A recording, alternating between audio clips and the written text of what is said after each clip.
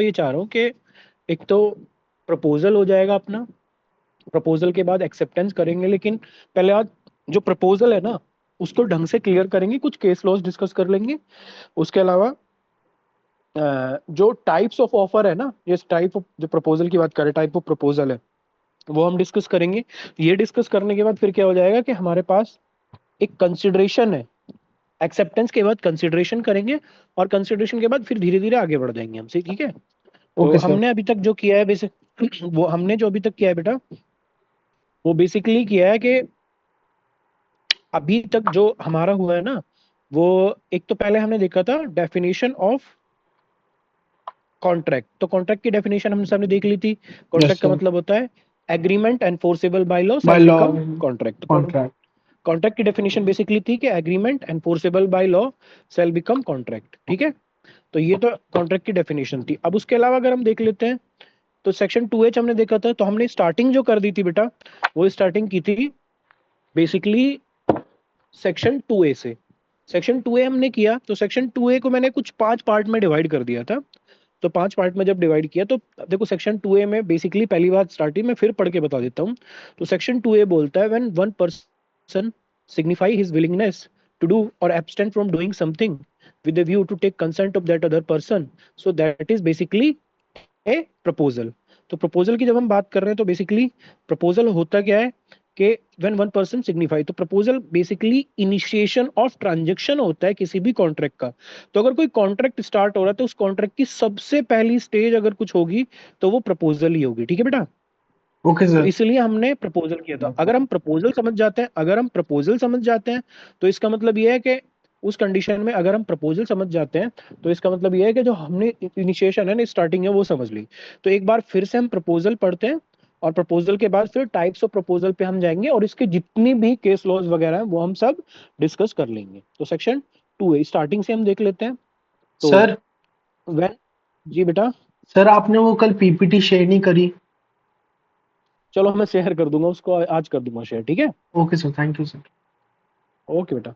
तो अभी हम देख लेते हैं व्हेन वन पर्सन मतलब promisor, when promisor signify to another. Signify का मतलब एक्सप्रेस करना अपनी विलिंगनेस, अनदर का कम्युनिकेशन। मतलब है प्रोमिसी। अब देखो मैं एक चीज बता रहा हूँ बेटा, जब हम लॉ पढ़ते हैं ना तो लॉ में हर एक वर्ड का एक मीनिंग होता है, और उस वर्ड की इंटरप्रिटेशन का काम ही ऑनरेबल सुप्रीम कोर्ट का होता है। तो सुप्रीम कोर्ट जितनी भी रोज रोज जजमेंट दे रहे हैं, सुप्रीम कोर्ट वो जजमेंट इसलिए दे रहे हैं कि वो रोज रोज हर वर्ड की इंटरप्रिटेशन बताते हैं। तो अगर हम लिटरल मीनिंग इस सेक्शन 2A का देखेंगे तो सेक्शन 2A में हमने देखा था वन पर्सन प्रोमिसर सिग्निफाई मतलब एक्सप्रेस, या मतलब अपनी जो इंटेंशन है उसको दूसरे तक पहुंचाना, अपना मैसेज दूसरे तक पहुंचाना।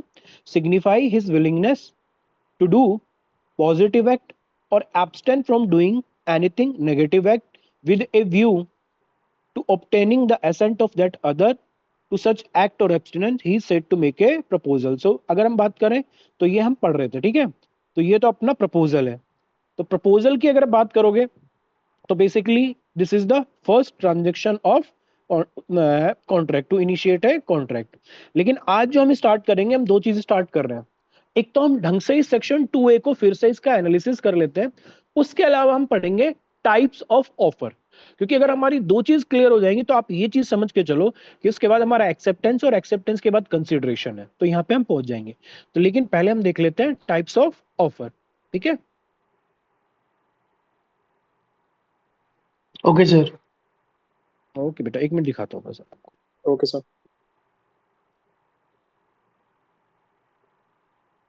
देखो, in the realm of contract, an offer is the crucial first step in forming a legally binding agreement। तो अगर पूरे के पूरे इंडियन कॉन्ट्रैक्ट एक्ट को आप पढ़ रहे हो ना बेटा, पूरी इंडियन कॉन्ट्रैक्ट एक्ट पढ़ोगे तो उसका पहला स्टेप जो उसके जैसे कहते हैं ना A to Z तक आप अगर पढ़ रहे हो तो उसका पहला स्टेप जो ए है ना, वो ऑफर है। Binding in it represent a proposal made by one party the offeror. जो पर्सन ऑफर क्रिएट कर रहा है उसे ऑफरर बोलते हैं, to another person offeree, expressing a willingness. Willingness का मतलब होता है इंटेंशन। एक्सप्रेसिंग ए विलिंगनेस, मैं आपको अपनी इंटेंशन एक्सप्रेस कर रहा हूं, willingness to enter into a contract under specific term under Indian law the proposal define in section 2A of the Indian contract act. ठीक है बेटा, उसके अलावा देख लेते हैं legal relationship. Types of offer, दो तरह के ऑफर मैंने आपको बताए थे। सेक्शन 9 बोलता है an offer clearly stated in word either spoken और written, for example a company placing an ad in a newspaper, offer a reward finding a lost document. This is express offer, an offer that arises from the conduct of the party rather than word. For instance, bus running on a scheduled route implies as offer transport passenger. तो basically express offer और implied offer अगर मैं अपने word में बताऊं आपको, तो express offer का मतलब होता है कि जब मैं आपको रिटर्न में एक मेल सेंड करता हूं और आपको सबको बोलता हूं कि भैया I have to teach you Indian contract whether you are ready to learn Indian contract from me, तो that is from the expression, I'm expressing my willingness to make a contract with you. So basically expression। तो अगर expression की बात करोगे तो expression होता है either it is by word और spoken और इलेक्ट्रॉनिक फॉर्म। अगर मैं आपको बोल के कुछ बोल बता रहा हूं या लिख के कुछ बता रहा हूं या इलेक्ट्रॉनिक फॉर्म में कुछ बता रहा हूं तो उसे बोलते हैं एक्सप्रेस ऑफर। इंप्लाइड ऑफर क्या होता है कि इंप्लाइड ऑफर का बहुत बड़े एग्जांपल बताता हूं। अगर कभी आप रेलवे स्टेशन तो गए होगे ना, हम सब रेलवे स्टेशन गए हैं, यस तो वहां सर। कुली होते हैं। कुली करते क्या है, जैसे ही देखते हैं बहुत सारा, एक बंदे के पास बहुत सारा सामान है, वो उठाते हैं और चल देते हैं। वो बंदा भी कुछ नहीं बोलता, वो बोलता है ठीक है यार मेरे को वहां तक जाना है, इस सामान को वहां तक रख दे। तो ना तो अभी उस पर्सन का सामान जिसका उठाया उसने कुछ बोला है ना कुली ने कुछ बोला, वो लास्ट में जाके उसको पैसे दे देता है। ठीक है, तो इस कंडीशन में हम बोल देते हैं इसे इंप्लाइड ऑफर। ये इंप्लाइड ऑफर की अगर हम बात करें, इसका एक बहुत बड़ी एग्जांपल है कि जैसे अगर मैं आपको बात करूं, दिल्ली में एक बस चलती है, बस का नंबर है समथिंग सेक्शन 33, वो चलती है भजनपुरा से नोएडा तक। तो इसमें जो कंडक्टर है या ड्राइवर है उसने कभी किसी को कोई भी ऑफर नहीं किया है कि आप आओ हमारी बस में बैठो, लेकिन पैसेंजर उस बस में बैठते हैं, टिकट लेते हैं। तो बेसिकली वो इंप्लाइड ऑफर है। इंप्लाइड ऑफर का मतलब है कि हम भैया हम तो इस रूट पे बस चला रहे हैं, आपको आना तो बैठ जाओ। तो ऑफर दो तरह के हो सकते हैं, एक्सप्रेस ऑफर और इंप्लाइड ऑफर। उसके बाद अगर देख लेते हैं intention, legal relation, capable of creating legal relation and intention, capable of creating legal relation, an offer must demonstrate an intention to create a legal and forcible relationship. Social invitation like dinner invitation do not create a legal obligation. उसके अलावा intention to obtain assent, the offer must be made with the purpose of getting acceptance from the other party to form a contract, not just expressing it। तो intention की अगर हम बात करें, देखो मैंने एक सेक्शन 2A पढ़ा, तो सेक्शन 2A बोलता है one person signify his willingness. तो जो विलिंगनेस है वो इंटेंशन की बात करता है। अब इंटेंशन का मतलब क्या होता है कि सपोज करो मैं बोलता हूँ आप मेरे घर पे आओ यार, मैं ना मेरे घर पे भंडारा करवा रहा हूँ, तो मैंने आपको कोई कॉन्ट्रैक्ट थोड़ी किया है, वो तो सोशल रिलेशन है हमारे। जैसे सपोज करो आप किसी के घर पे जाते हैं, वहाँ बर्थडे पार्टी हो रही होती है, वो आपको इनवाइट कर देता है। अब कल को वो बोलते हैं यार मैंने बर्थडे पार्टी कैंसिल कर दी, डेफर कर दी, तो इसका मतलब ये थोड़ी कि आप उस पर केस कर दोगे, क्योंकि वो तो सोशल रिलेशन है। सोशल रिलेशन कोई कॉन्ट्रैक्ट की इंटेंशन थोड़ी है। कॉन्ट्रैक्ट की इंटेंशन कब होगी, जैसे मैं अगर आपको बोलता हूँ कि भैया मैं एक टीचर हूँ, मैं आपको इंडियन एविडेंस एक्ट पढ़ाना चाहता हूँ, क्या आप मेरे से कॉन्ट्रैक्ट एक्ट पढ़ोगे या क्या आप मेरे से एविडेंस एक्ट पढ़ोगे, तो उस कंडीशन में मेरी इंटेंशन उस कंडीशन में थी। तो जब मैं किसी को कोई ऑफर कर रहा हूं तो मेरी इंटेंशन क्या है, कोई लीगल रिलेशन क्रिएट करने की है या सोशल रिलेशन क्रिएट करने की, बहुत बड़ा रोल प्ले करते हैं। और इसी पे मैंने आपको एक जजमेंट बताई थी, जजमेंट का नाम था बेल्फर वर्सेस बेल्फर। बेल्फर वर्सेस बेल्फर केस में क्या हुआ था, एक हस्बैंड और एक वाइफ जब अलग अलग रहना स्टार्ट कर देते हैं, तो हस्बैंड अपनी वाइफ से बोलता है कि यार तू एक काम कर, मेरे से कुछ दिन तक अलग रह ले, मेरे को दूसरी जगह जाके पोस्टिंग है मेरी, और मैं तेरे को ना कुछ दिन तक पैसे भेज दूंगा। अब वो हस्बैंड कुछ दिन तक तो पैसे भेजता है, वो पैसे भेजना बंद कर देता है कुछ दिन बाद, साल डेढ़ साल बाद। वो वाइफ चली जाती है कोर्ट में, कोर्ट से बोलती है सर उस हस्बैंड ने मेरे को प्रॉमिस किया था देख लो, और अब मेरे को वो पैसे भेज नहीं रहा है। तो उस कंडीशन में कोर्ट पता है क्या डिसाइड करता है, कोर्ट बोलता है कि वो जो आपने जो आपका जो एग्रीमेंट था ना, जो आप एग्री हुए थे, वो आपका फैमिली सेटलमेंट था, वो कोई कॉन्ट्रैक्ट नहीं था, तो मैं इसको एनफोर्स नहीं करा सकता। क्योंकि अगर हम कॉन्ट्रैक्ट एनफोर्स कराएंगे, तो अगर आप कोई प्रॉमिस कर रहे हो या प्रपोजल कर रहे हो, तो एक बहुत बड़ी चीज है, देखो अगर आप क्रिमिनल लॉ में जाओगे या आप सिविल लॉ में जाओगे, इंटेंशन बहुत बड़ा रोल प्ले करती है। जैसे सपोज करो मैं आप सबसे बोलता हूं कि बेटा मैं कल भंडारा कर रहा हूं, तो आप सब मेरे घर पे आओ, और मैं आप सबको इनवाइट करता हूं, आप मेरे घर पे आके खाना खाओ। तो इस कंडीशन में ये एक सोशल सोशल सेटलमेंट है, ये कोई एग्रीमेंट नहीं है। तो प्रपोजल मस्ट बी, जब एक प्रपोजल हो रहा है तो उसमें विलिंगनेस होनी चाहिए, और विलिंगनेस का मतलब होता है intention to create a contract. उसके अलावा clarity and communication of offer, clarity, an offer must have clear and definite terms that leave no room for ambiguity, vague, present style, an offer must be directed to and known by the offeree case like Lalman Shukla versus Gauri Dutt, so that an offer can not be accepted if offeree unaware of that. Clearly का मतलब है, देखो एक case हुआ था, अब दूसरा case. अभी हमने कौन सा केस पढ़ा था पहले, जो मैं बता रहा था विलिंगनेस के लिए हमने कौन सा केस सर पढ़ा था? Balfour versus Balfour versus Balfour. Balfour. Balfour Balfour Balfour versus versus. Balfour. अब आता है कम्युनिकेशन के लिए केस है Lalman Shukla versus Gauri Dutt. Lalman Shukla versus yes sir. Gauri Dutt में केस में क्या हुआ था? लालमन शुक्ला वर्सेस गौरीदत्त में केस में क्या हुआ था? इसमें दो चीज का इन्होंने बताया कि एम्बिग्विटी। अगर मैं आपको बोल रहा हूं, एक चीज बताओ, मैं अगर आपको बोल रहा हूं यार मैं आपको ना इंडियन कॉन्ट्रैक्ट पढ़ाना चाह रहा हूं, फिर मैं बोल रहा हूँ नहीं नहीं मैं आपको ना पॉलिटिकल साइंस पढ़ाऊंगा, फिर मैं बोल रहा हूँ एक काम करते हैं साइंस पढ़ लेते हैं, फिर मैं बोलता हूँ एक काम करता हूँ ये संस्कृत में बहुत अच्छा पढ़ाता हूँ, तो मैं खुद ही क्लियर नहीं हूं। तो जो प्रपोजल है ना, that must be with clear intention, तो उसमें इंटेंशन क्लियर हो। जैसे लालमन शुक्ला वर्सेस गौरीदत्त केस में क्या हुआ था? ये जो लालमन शुक्ला एक नौकर है गौरीदत्त का, गौरीदत्त का लड़का खो जाता है। लालमन शुक्ला क्या होता है, आउट ऑफ नोवे ये क्या करता है, अरे मेरे मालिक का लड़का खो गया, ये जाता है उस लड़के को ढूंढने पहुंच जाता है, ये उस लड़के को ढूंढता होता है। उसी दौरान इसको पता नहीं है इसका मालिक क्या बोल रहा है, उसी दौरान इसका मालिक एक अनाउंसमेंट करता है, गौरीदत्त एक अनाउंसमेंट करता है कि जो मेरे लड़के को ढूंढ के लाएगा मैं उसे इनाम में इतने पैसे दूंगा। अब इसको लालमन शुक्ला को कुछ नहीं पता कि तेरे मालिक ने अनाउंसमेंट कर दिया, लेकिन बाई चांस क्या होता है, ये उस लड़के को ढूंढ लेता है। अब ये जब लड़के को ढूंढ के लाता है अपने मालिक के पास, तो ये अपने मालिक से बोलता है मालिक मैंने अपना लड़का आपका लड़का ढूंढ के ले आया देख लो। तो इसका जो मालिक, वो अभी इसको पता चलता है मेरे मालिक ने तो अनाउंसमेंट कर दिया कि जो इसके लड़के को ढूंढ के लाएगा मैं उसको पैसे दूंगा। ये बोलता है मालिक मैं आपके लड़के को ढूंढ के लाओ मेरे को पैसे दो। तो इसका मालिक पता क्या बोलता है कि भैया मैंने जब कॉन्ट्रैक्ट किया था, तो तेरे को जब मैंने प्रपोजल किया था तो वह तेरे को तो पता भी नहीं था, इस ऑफर की तेरे को नॉलेज ही नहीं थी। अब क्योंकि तेरे को नॉलेज नहीं थी या इस नॉलेज ऑफर में एम्बिग्विटी थी, क्योंकि ये क्लियर ऑफर नहीं था, तो आप इस ऑफर को एक्सेप्टेंस दे ही नहीं सकते। तो क्योंकि मैं एक्सेप्टेंस देखो, सपोज करो आप ये 6 7 या 10 बच्चे जितने भी इस क्लास को ज्वाइन कर रहे हो, आपको अगर पता है कि अमित सर ने एक ऑफर किया है कि I have to teach you Indian contract, तभी तो आप एक्सेप्टेंस दोगे। अब इस पूरी दुनिया में किसी को पता ही नहीं है कि अमित सर इंडियन कॉन्ट्रैक्ट पढ़ा रहे हैं, तो वो कैसे एक्सेप्टेंस दे देंगे? तो लालमन शुक्ला वर्सेस गौरीदत्त कम्युनिकेशन पे है, विलिंगनेस पे है। और ये चीज ये बोलता है कि जो ऑफर है ना वो क्लियर होना चाहिए, एम्बिगुअस नहीं होना चाहिए। ठीक है? सर ये सर ये एंड एम्बिगुइश का मतलब यस बता दो सर। एक बार। एम्बिग्यूटी बेटा ये होता है कि जैसे अब मैंने बताया ना, एम्बिग्यूटी का मतलब मेरी इंटेंशन क्लियर है, मेरे को तुम्हें इंडियन कॉन्ट्रैक्ट पढ़ाना है। अब मेरी एक बार तो इंटेंशन होती है कि मैं तुम्हें इंडियन कॉन्ट्रैक्ट पढ़ाऊं, फिर मैं सोचता हूँ नहीं नहीं नहीं मैं इंडियन कॉन्ट्रैक्ट नहीं पढ़ाता, एक काम करता हूँ मैं तुम्हें साइंस पढ़ा देता हूँ, फिर मैं सोचता हूँ नहीं नहीं नहीं नहीं। तो अभी अगर ऑफरर को ही नहीं पता वो करना क्या चाह रहा है, तो ऑफरी एक्सेप्टेंस कैसे देगा? समझ रहे हो? आया समझ में? अब दोबारा समझाऊं कुछ फिर? सर दोबारा समझा दो एक बार। दोबारा बेटा क्या होता है देखो, एम्बिग्यूटी क्या होती है मैं बताता हूँ, एम्बिगुअस कैसे होगा। जो इंटेंशन है ना वो क्लियर होनी चाहिए ऑफरर की। अब अगर ओके। आप देखोगे सेक्शन 29 में लिखा हुआ है the term of the contract must be certain और असर्टेनेबल। सर्टेन और असर्टेनेबल का मतलब है, अगर उसकी आप लिस्टेशन उठाओगे तो उसमें लिखा हुआ है कि एक ए बी के साथ एक कॉन्ट्रैक्ट करता है और बी को बोलता है कि भैया मेरे को ना ऑयल की सप्लाई कर तू। बी बोलता है ठीक है मैं तेरे को ऑयल की सप्लाई करूंगा, बी उससे पैसे ले लेता है लेकिन वो ऑयल की सप्लाई नहीं करता। ए कोर्ट में पहुंच जाता है, कोर्ट बोलता है कि भैया ये तो एग्रीमेंट ही वर्ड है, बताओ क्यों बोलता है? क्योंकि सर उसने एग्रीमेंट ब्रीच ऑफ कॉन्ट्रैक्ट हो गया। ना ना ना ना, क्योंकि ये एग्रीमेंट तो इनिशियल से वर्ड है, क्योंकि जब ए ने बी के साथ कॉन्ट्रैक्ट किया था तो उसने डिस्क्रिप्शन बताई थी कि मेरे को मिट्टी का तेल चाहिए, मेरे को पेट्रोल चाहिए, मेरे को सरसों का तेल चाहिए, कौन सा तेल चाहिए, ऑयल तो बहुत तरह का होता है ना।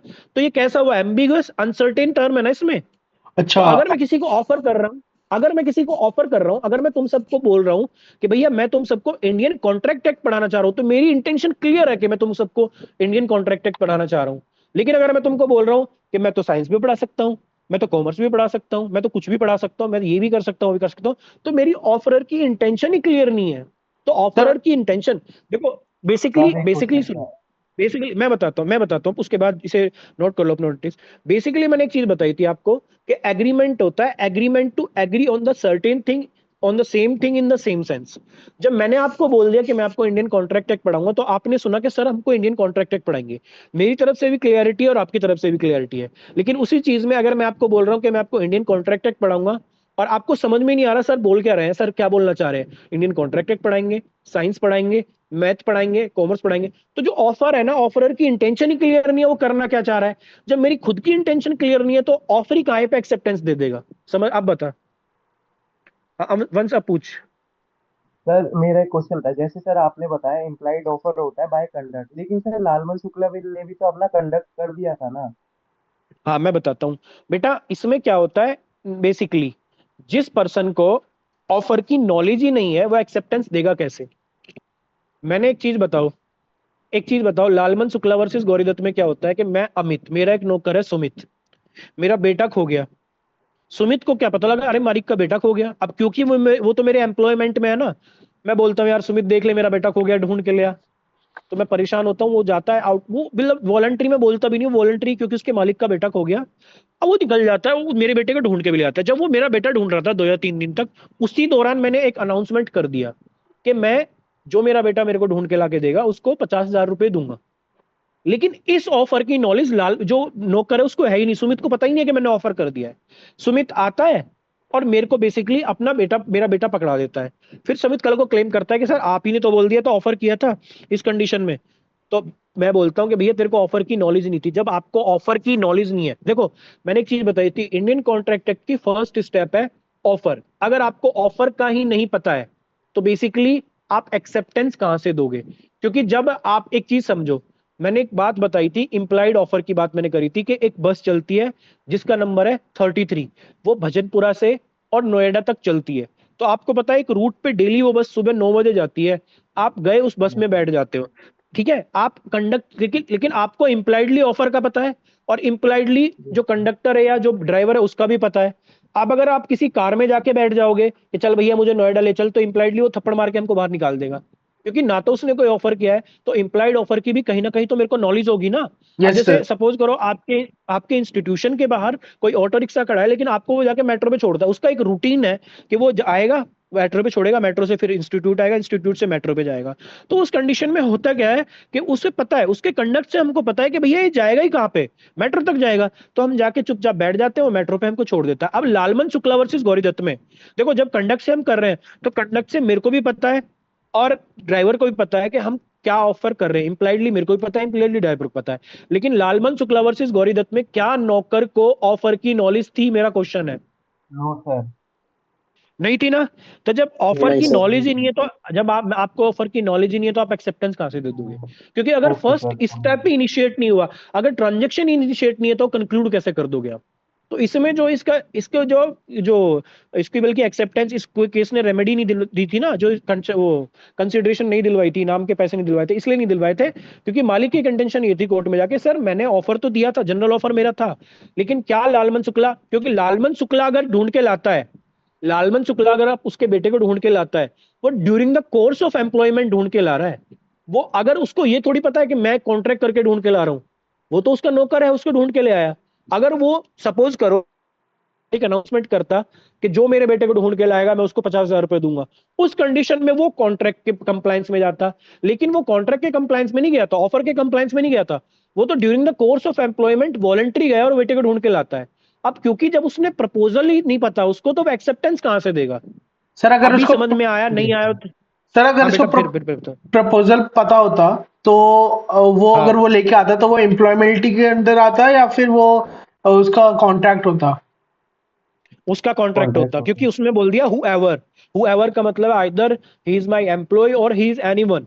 क्योंकि जब आप, अब इस पे एक केस है अगर देखा हो तुमने, क्योंकि उसने जब, जो वो मालिक है गौरीदत्त, उसने एक अनाउंसमेंट किया था जनरली कि कोई भी मेरे बेटे को ढूंढ के लाएगा मैं उसको 50,000 रुपए जो भी अमाउंट था उस टाइम पे दूंगा। इस पे एक केस है जिसे बोलते हैं जनरल ऑफर पे, जैसे तुमने देखा होगा Carlill versus Carbolic Smoke Ball Company. Carlill versus yes sir. Carbolic Smoke Ball Company में क्या हुआ था basically, Carlill versus Carbolic Smoke Ball Company में ये हुआ था कि जो एक कंपनी थी कॉर्बोलिक स्मोक बॉल कंपनी, वो एक मेडिसिन बनाती है और वो बोलती थी, मैं एक जनरली एग्जांपल बता रहा हूँ, सपोज करो एक मेडिसिन बनाती है और बोलती है कि जो मेरी क्रीम को लगाएगा वो अगले 1 महीने में गोरा हो जाएगा। और अगर आपको 1 महीने में, 2 महीने में, जब तक भी लगाएगा, और अगर आपको मेरी इस बात का विश्वास नहीं है ना कि मैं झूठ बोल रहा हूँ या सच बोल रहा हूँ, मैं ये गारंटी देता हूँ कि मेरी जो क्रीम को लगाएगा ना, जो भी मेरी क्रीम को लगाएगा वो गोरा हो जाएगा।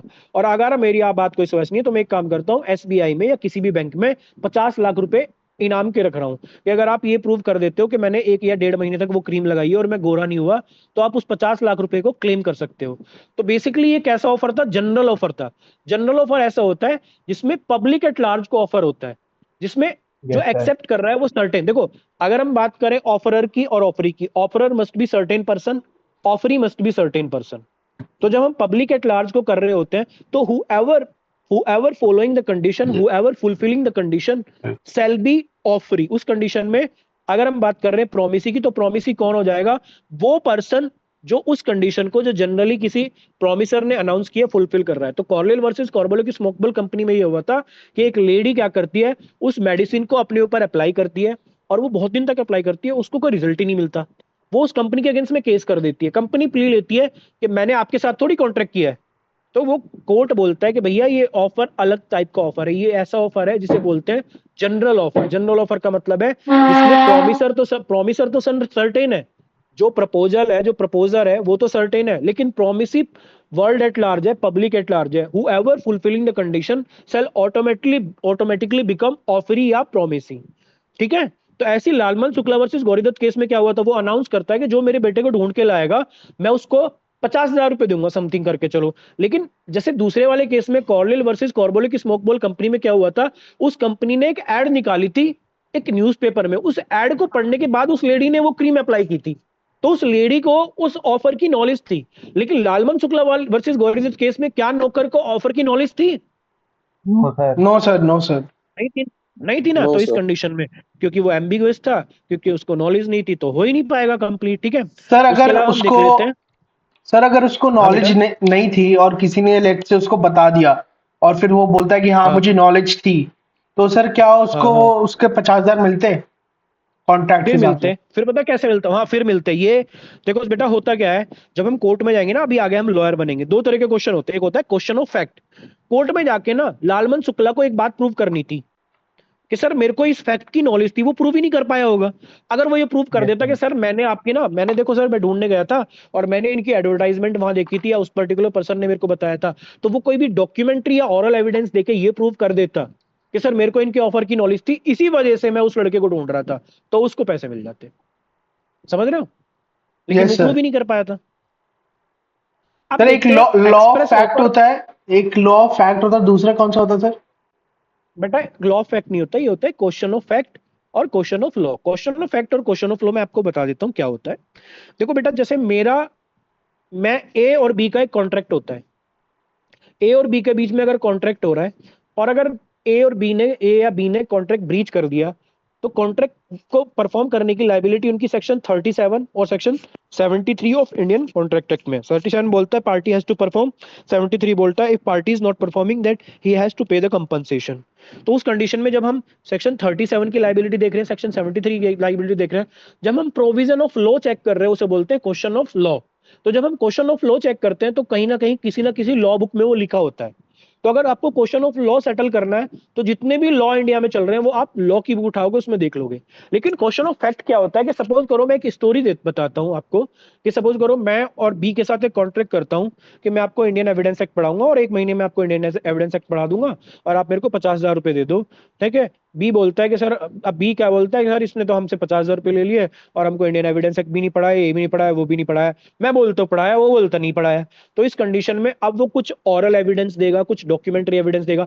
अब मैंने उसको पढ़ाया है या उसको नहीं पढ़ाया, या बी बोलता है मैंने पढ़ा ही नहीं पढ़ा, ये किसी लॉ की बुक में लिखा हुआ है क्या? क्वेश्चन नहीं आंसर इसका no sir. No sir. No sir. लिखा।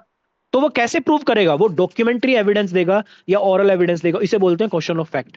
तो क्वेश्चन ऑफ फैक्ट बेसिकली जब हम अपने फैक्ट प्रूफ, देखो बेटा देखो, अगर इंडिया में कितने हजार केस चल रहे हैं तो हर केस के फैक्ट अलग अलग होते हैं, लेकिन लॉ उसमें एक ही एप्लीकेबल होगा। जैसे अगर मैं बात करूं ब्रीच ऑफ कॉन्ट्रैक्ट, अगर आपको कॉन्ट्रैक्ट एनफोर्स कराना है तो section 10 of specific relief act में जाके आप कॉन्ट्रैक्ट एनफोर्स कराओगे। सेक्शन 37 आपकी लाइबिलिटी इंपोज कर रहा है कि आपको कॉन्ट्रैक्ट परफॉर्म करना पड़ेगा। Section 73 of Indian contract act liability impose कर रहा है कि आप कॉन्ट्रैक्ट अगर एनफोर्स नहीं कर रहे हो तो उस कंडीशन में आपको कंपनसेशन देनी पड़ेगी। जब आपको इन सब तीन तीन चीजों के क्वेश्चन ढूंढने थे तो आप कहां गए? लॉ बुक में गए। तो जब आप क्वेश्चन ऑफ लॉ देखते हो तो किसी ना किसी लॉ बुक में लिखा होता है। लेकिन वैसे ही अगर आपको किसी केस के फैक्ट प्रूव करने हैं तो आप उसको उसमें डॉक्यूमेंट्री या ऑरल एविडेंस कुछ दे रहे होते हैं। जब वो आप डॉक्यूमेंट्री या ऑरल एविडेंस दोगे तो उसे बोलते हैं क्वेश्चन ऑफ फैक्ट। ठीक है बेटा। Okay sir. अब देख लेते हैं yes sir. Flexibility in offer types. Offer types देख लेते हैं। एक होता है एक्सप्रेस ऑफर और एक होता है इम्प्लाइड ऑफर, ये हमने पढ़ लिया था। एक होता है yes sir. The law allow flexibility how offer are communicated recognise both express और इम्प्लाइड ऑफर। एक्सप्रेस का मतलब सेक्शन 9 में लिखा हुआ है, एक्सप्रेस ऑफर वो ऑफर होता है जो बाय वर्ड और by return, sorry by orally, by word और या इलेक्ट्रॉनिक फॉर्म में हम कर देते हैं। इम्प्लाइड वो ऑफर वो होता है जो हम कंडक्ट से पढ़ लेते हैं। रिटर्न में ये हो सकता है, जैसे एक्सप्रेस ऑफर ये हो सकता है कि मैं आपको रिटर्न में बोल दूं कि मैं आपको इंडियन कॉन्ट्रैक्ट पढ़ाना चाह रहा हूं, आप रिटर्न में एक्सेप्टेंस दे दो, रिटर्न में ये हो जाए एक्सप्रेस। लेकिन सपोज करो मैं बोलता हूँ कि भैया मैंने अपना ना जो जूम का लिंक है ना ये ओपन किया हुआ है, जो भी आके ज्वाइन करेगा मैं उसको एविडेंस एक्ट पढ़ा दूंगा या कॉन्ट्रैक्ट एक्ट पढ़ा दूंगा या कॉन्स्टिट्यूशन पढ़ा दूंगा, और जो भी इसको ज्वाइन कर लेता है उसको पेमेंट करनी पड़ेगी। तो इस कंडीशन में क्या हो जाता है, डरना मत कोई, इस कंडीशन में क्या हो जाता है कि आपको ना ये इम्प्लाइड ऑफर है क्योंकि ये आपके कंडक्ट से है। मैंने आपको, मेरे को नहीं पता, सिर्फ आपका कंडक्ट है, आपने आके मेरी क्लास ज्वाइन कर ली। जैसे आप, मैंने बताया ना एक बस चलती है सेक्शन थर्टी बस थ्री नंबर 33 है, भजनपुरा से नोएडा तक जाती है, तो उस बस में आप बैठ जाओगे तो ना तो आपको कंडक्टर ने बुलाया ना ही ड्राइवर ने बुलाया, बस आपका बस में जाके बैठना आपका कंडक्टर कि आपने एक्सेप्टेंस दे दी और आपने टिकट ले लिया, आपकी एक्सेप्टेंस है, तो कंडक्ट से भी ऑफर हो जाते हैं। ठीक है, उसके अलावा देख लेते यस हैं sir. Offer that involve doing something such as I offer to sell my bike to you. तो एक होता है positive offer, positive offer to do something. Positive offer कैसा हो सकता है, जैसे सपोज करो मैं बोलता हूं कि मैं आपको इंडियन कॉन्ट्रैक्ट एक्ट पढ़ाऊंगा, पॉजिटिव ऑफर है। मैं आपको बोलता हूं मैं आपको इंडियन एविडेंस एक्ट पढ़ाऊंगा, पॉजिटिव ऑफर है। उसके अलावा मैं बोलता हूं कि आप मेरे को 1 करोड़ रुपए दे दो, मैं सिर्फ आपको इंडियन कॉन्ट्रैक्ट एक्ट पढ़ाऊंगा, किसी और को इंडियन कॉन्ट्रैक्ट एक्ट नहीं पढ़ाऊंगा। तो इस कंडीशन में जब मैं किसी और को इंडियन कॉन्ट्रैक्ट एक्ट पढ़ाने स्टार्ट कर देता हूं आपसे 1 करोड़ रुपए लेके, तो आप मेरे को रेस्ट्रिक्ट कर सकते हो, आप मेरे अगेंस्ट में इंजंक्शन सूट लेके आ सकते हो एसआरए के सेक्शन 38, 39, 40 में। वो बोलता है कि नेगेटिव कॉन्ट्रैक्ट भी आप एनफोर्स करा सकते हो। ठीक है, टू डू समथिंग। उसके अलावा negative yes. Offer that involve yes referring sir. And act like I offer to refrain from following a lawsuit if you compensate me. अगर सपोज करो, एक होता है पॉजिटिव एक्ट, जैसे मैंने सेक्शन 2A बताया था, तो सेक्शन 2A की लाइन थी when one person signify his willingness, तो विलिंगनेस का मतलब intention to do something positive act और एब्सटेन फ्रॉम डूइंग समथिंग, इसका क्या मतलब हुआ। तो या तो सर कुछ करना नेगेटिव या है। फिर किसी चीज को करने से रोकना। नहीं, नेगेटिव इसका मतलब क्या, negative offer, abstain from doing something. Negative हो आप गया मेरे सर। को, आप अगर सपोज करो, एक बात बताओ, आप सब मिलके मेरे को 50 करोड़, 5 करोड़ रुपए दे दो और बोल दो सर घर बैठ के आराम से खाओ पियो मौज करो, क्यों किसी को पढ़ा रहे हो, आपको पढ़ाना नहीं है, हम आपको 5 करोड़ रुपए दे रहे हैं, ये हमारा कॉन्ट्रैक्ट है। मैं बोलता हूँ ठीक है भाई, कल को अगर मैंने किसी को पढ़ा दिया तो आप मेरे अगेंस्ट में सूट लेके आ सकते हो, तो आप नेगेटिव कॉन्ट्रैक्ट भी कर सकते हो। जैसे इसमें एक एग्जांपल दिया हुआ है, offer that involve refraining from an act like an offer to refrain from filing A lawsuit if I compensate you. Basically होता क्या है कि अगर मैं आउट ऑफ कोर्ट सेटलमेंट कर लेता हूँ और मैं बोल देता हूँ कि ठीक है यार एक काम कर, मैं आपको पैसे दे रहा हूँ, मेरे अगेंस्ट में केस मत करियो, तो इसे बोलते हैं नेगेटिव कॉन्ट्रैक्ट, और ऐसा कॉन्ट्रैक्ट भी हो सकता है। तो to do something a positive contract, और to abstain from doing something कैसा होगा। Negative contract. Negative sir. अब होता है conditional offers and terms. Some offer are valid only if certain conditions are met. For example, a company might offer a promotion only if a customer make a purchase above certain amount. एक होता है conditional offer. Suppose करो कल को मैं किसी company में जाता हूँ और उस कंपनी में मैं एक सेल्समैन लग जाता हूँ, कंपनी बोलती है कि मैं आपका प्रमोशन कर दूंगी अगर आप 1,000 कार एक महीने में बेच देते हो, मैं 1,000 कार एक महीने में बेच देता हूँ, वो मेरा प्रमोशन कर देगी। बेसिक सिंपल सी बात है। जिस ऑफर में कोई कंडीशन लग रहे हो, कंडीशनल ऑफर है। Acceptance of term, in case like Thomson versus LMS Railway Company purchasing a ticket with a specific term like absolving the company from liability imply acceptance from the cross offer। ये छोड़ देते हैं अभी, acceptance पर बाद में बताता हूँ। क्रॉस ऑफर, व्हेन, एक काम करता हूँ दूसरी पीपीटी शेयर करता हूँ, उसमें ढंग से पढ़ा रहा हूँ मैं आपको ऑफर, रुक जाओ। ओके ओके ठीक है, सेक्शन 2A समझ में आ गया, अभी हम टाइप्स ऑफ ऑफर पढ़ रहे हैं। Yes sir. रुक जाओ मैं आपको दूसरी पीपीटी ढंग से शेयर कर।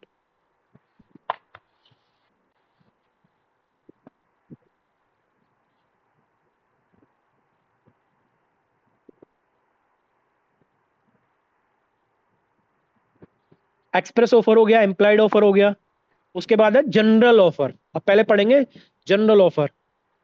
सर डाउट है, हाँ सक्षम बोल, क्या डाउट है बेटा। सर डाउट जो आपने एम्बिगुअस पढ़ाया था उससे रिलेटेड है। बताओ बताओ बताओ। तो जैसे हम कोई भी पेमेंट करते हैं, जैसे हम हाँ कैश से हाँ, कर रहे हैं, ऑनलाइन कर रहे हैं, तो यूजुअली ठीक जब हम है। ऑनलाइन पेमेंट्स करते हैं, कोई हम्म, परचेज हम प्रोडक्ट कर रहे हैं, फिर कोई सर्विस हमें एंटरटेन कर रहे हैं, उससे हम परचेज कर रहे हैं, तो साथ में कोई ना कोई ऑफर आता है। जैसे आप इससे मतलब इस ऐप से पे करोगे या इस मेथड से पे करोगे, then you will get up to this much of discount, या फिर आपको इतने से इतने का कैशबैक मिल सकता है। या हाँ फिर हाँ हाँ ऐसा, तो उसमें एक वेजरिंग टाइप की आती है कि आपको मिल भी सकता है हाँ या नहीं मिल सकता। तो सर हाँ हाँ। उस टाइप का ऑफर क्या एम्बिगुअस में नहीं आएगा, क्योंकि वहां पे कुछ सर्टेनिटी तो है ही नहीं। अच्छा, मतलब उसमें सर्टेनिटी तो है ही नहीं है। जी सर, मतलब वहां हेलो। पे सर्टेनिटी नहीं है कि, yes sir, am I audible? हाँ हाँ बिल्कुल बिल्कुल बिल्कुल। तो आप बोल रहे हो कि अगर जैसे कोई, जैसे अभी ये गूगल पे वगैरह होता है, ये कोई भी होती है, इसमें बोलता है कि आप इतना अमाउंट पे करोगे, उसमें एक चीज लिखी होती है, जब आपने पढ़ा होगा, जी सर। दो चीजें, पहली बात लिखी होती है, देखो इसमें टर्म्स एंड कंडीशन में बी अप्लाइड, ये लिखा होगा स्टार लगा के। तो ये कोई हाँ सर्टेन जी ऑफर तो सर। है नहीं। ठीक है। आप पेमेंट कर रहे हो नो सिर्फ सर। उस ऑफर के लिए, तो आप जो पेमेंट कर रहे हो, आप उस स्क्रैच कार्ड को लेने के लिए तो नहीं कर रहे हो। आप पेमेंट क्यों कर रहे हो? आप सपोज करो आप मेरे को पेमेंट कर रहे हो कि सर को मैं 10,000 रुपये भेज देता हूँ और गूगल पे से भेजता हूँ, हो सकता है मेरे को स्क्रैच कार्ड मिले, और स्क्रैच कार्ड में, लेकिन जब भी आप उसको यूज करोगे और टर्म्स एंड कंडीशन पढ़ोगे ना उसकी बेटा, इसे बोलते हैं स्ट्रिक्ट टर्म एंड कंडीशन। तो उसमें साफ साफ लिखा होता ओके। है दिस मे और मे नॉट बी हैपन। अगर ये हैपन भी नहीं ओके। होता ना, और उसमें साफ साफ लिखा होता है कि you will gate amount from 2 to 2,000 rupees, तो वो 2 रुपए का भी अमाउंट दे सकते हैं, 2,000 रुपए का भी अमाउंट दे सकते हैं। और ये वेजरिंग अमाउंट नहीं है बेसिकली, ये बेसिकली होता क्या है कि स्ट्रिक्ट टर्म एंड कंडीशन है, ये प्रमोशन पे होता है। ठीक है। तो अगर रही बात इसकी, ये एम्बिग्युइटी नहीं है, क्योंकि आपका जो ऑफर था, आपका जो आपने जो पेमेंट करी है वो इस वजह से पेमेंट, या तो आपको सर्टेन पता होता, गूगल आपको एक कंडीशन बना के दे दे कि आप 10,000 रुपये पेमेंट करो, मैं आपको 500 रुपये का इंटरेस्ट दे दूंगा, कंफर्म लिखा हुआ है कि if you will pay 10,000 rupees to anyone, so I will pay you 500 rupees of amount to you. तो उस कंडीशन में अगर हाँ जी। आपको गूगल, अगर आपको ये गूगल पे आपको 500 रुपये नहीं दे रहे, तो वो सर्टेन थिंग है, आप क्लेम कर सकते हो कल को अगर नहीं दे रहे। लेकिन जब आप ये सारे जो स्क्रैच कार्ड या जितने भी ये बोलते हो लिखा होता है ना, तो इस कंडीशन में लिखा होता है टर्म्स एंड कंडीशन में बी अप्लाइड। तो वो बेसिकली प्रमोशनल एड होती है, उसमें मिले या ना मिले आप कुछ नहीं कर सकते बेटा। कोई डाउट? ओके। सर नहीं इन सर। पे कोई चेक रखने वाला होता है कि ये सच्ची में करते हैं ऐसा या नहीं? बेटा हाँ, चेक रखने वाला होता है। कोई भी देखो बेटा, होता क्या है कि जब आरबीआई किसी को लाइसेंस, जितनी भी ये कंपनीज है ना, या जितनी भी ये ट्रांजेक्शन आईडीज वगैरह बना रखे हैं, जैसे कोई भी यूपीआई ऐप है, इसको कोई भी अगर इसको कोई भी अगर लाइसेंस मिल रहा है, तो वो आरबीआई रेगुलेशन के थ्रू मिल रहा है। अच्छा, ये अभी बंद हो जाएगी, तो मैं अभी से डिस्कस कर लेते हैं। अभी जो दूसरा लिंक सेंड करूंगा तुरंत ज्वाइन करना, उसमें मैं ऑफर पढ़ाऊंगा, तो इसे डिस्कस कर लेते हैं पहले। ठीक है बेटा।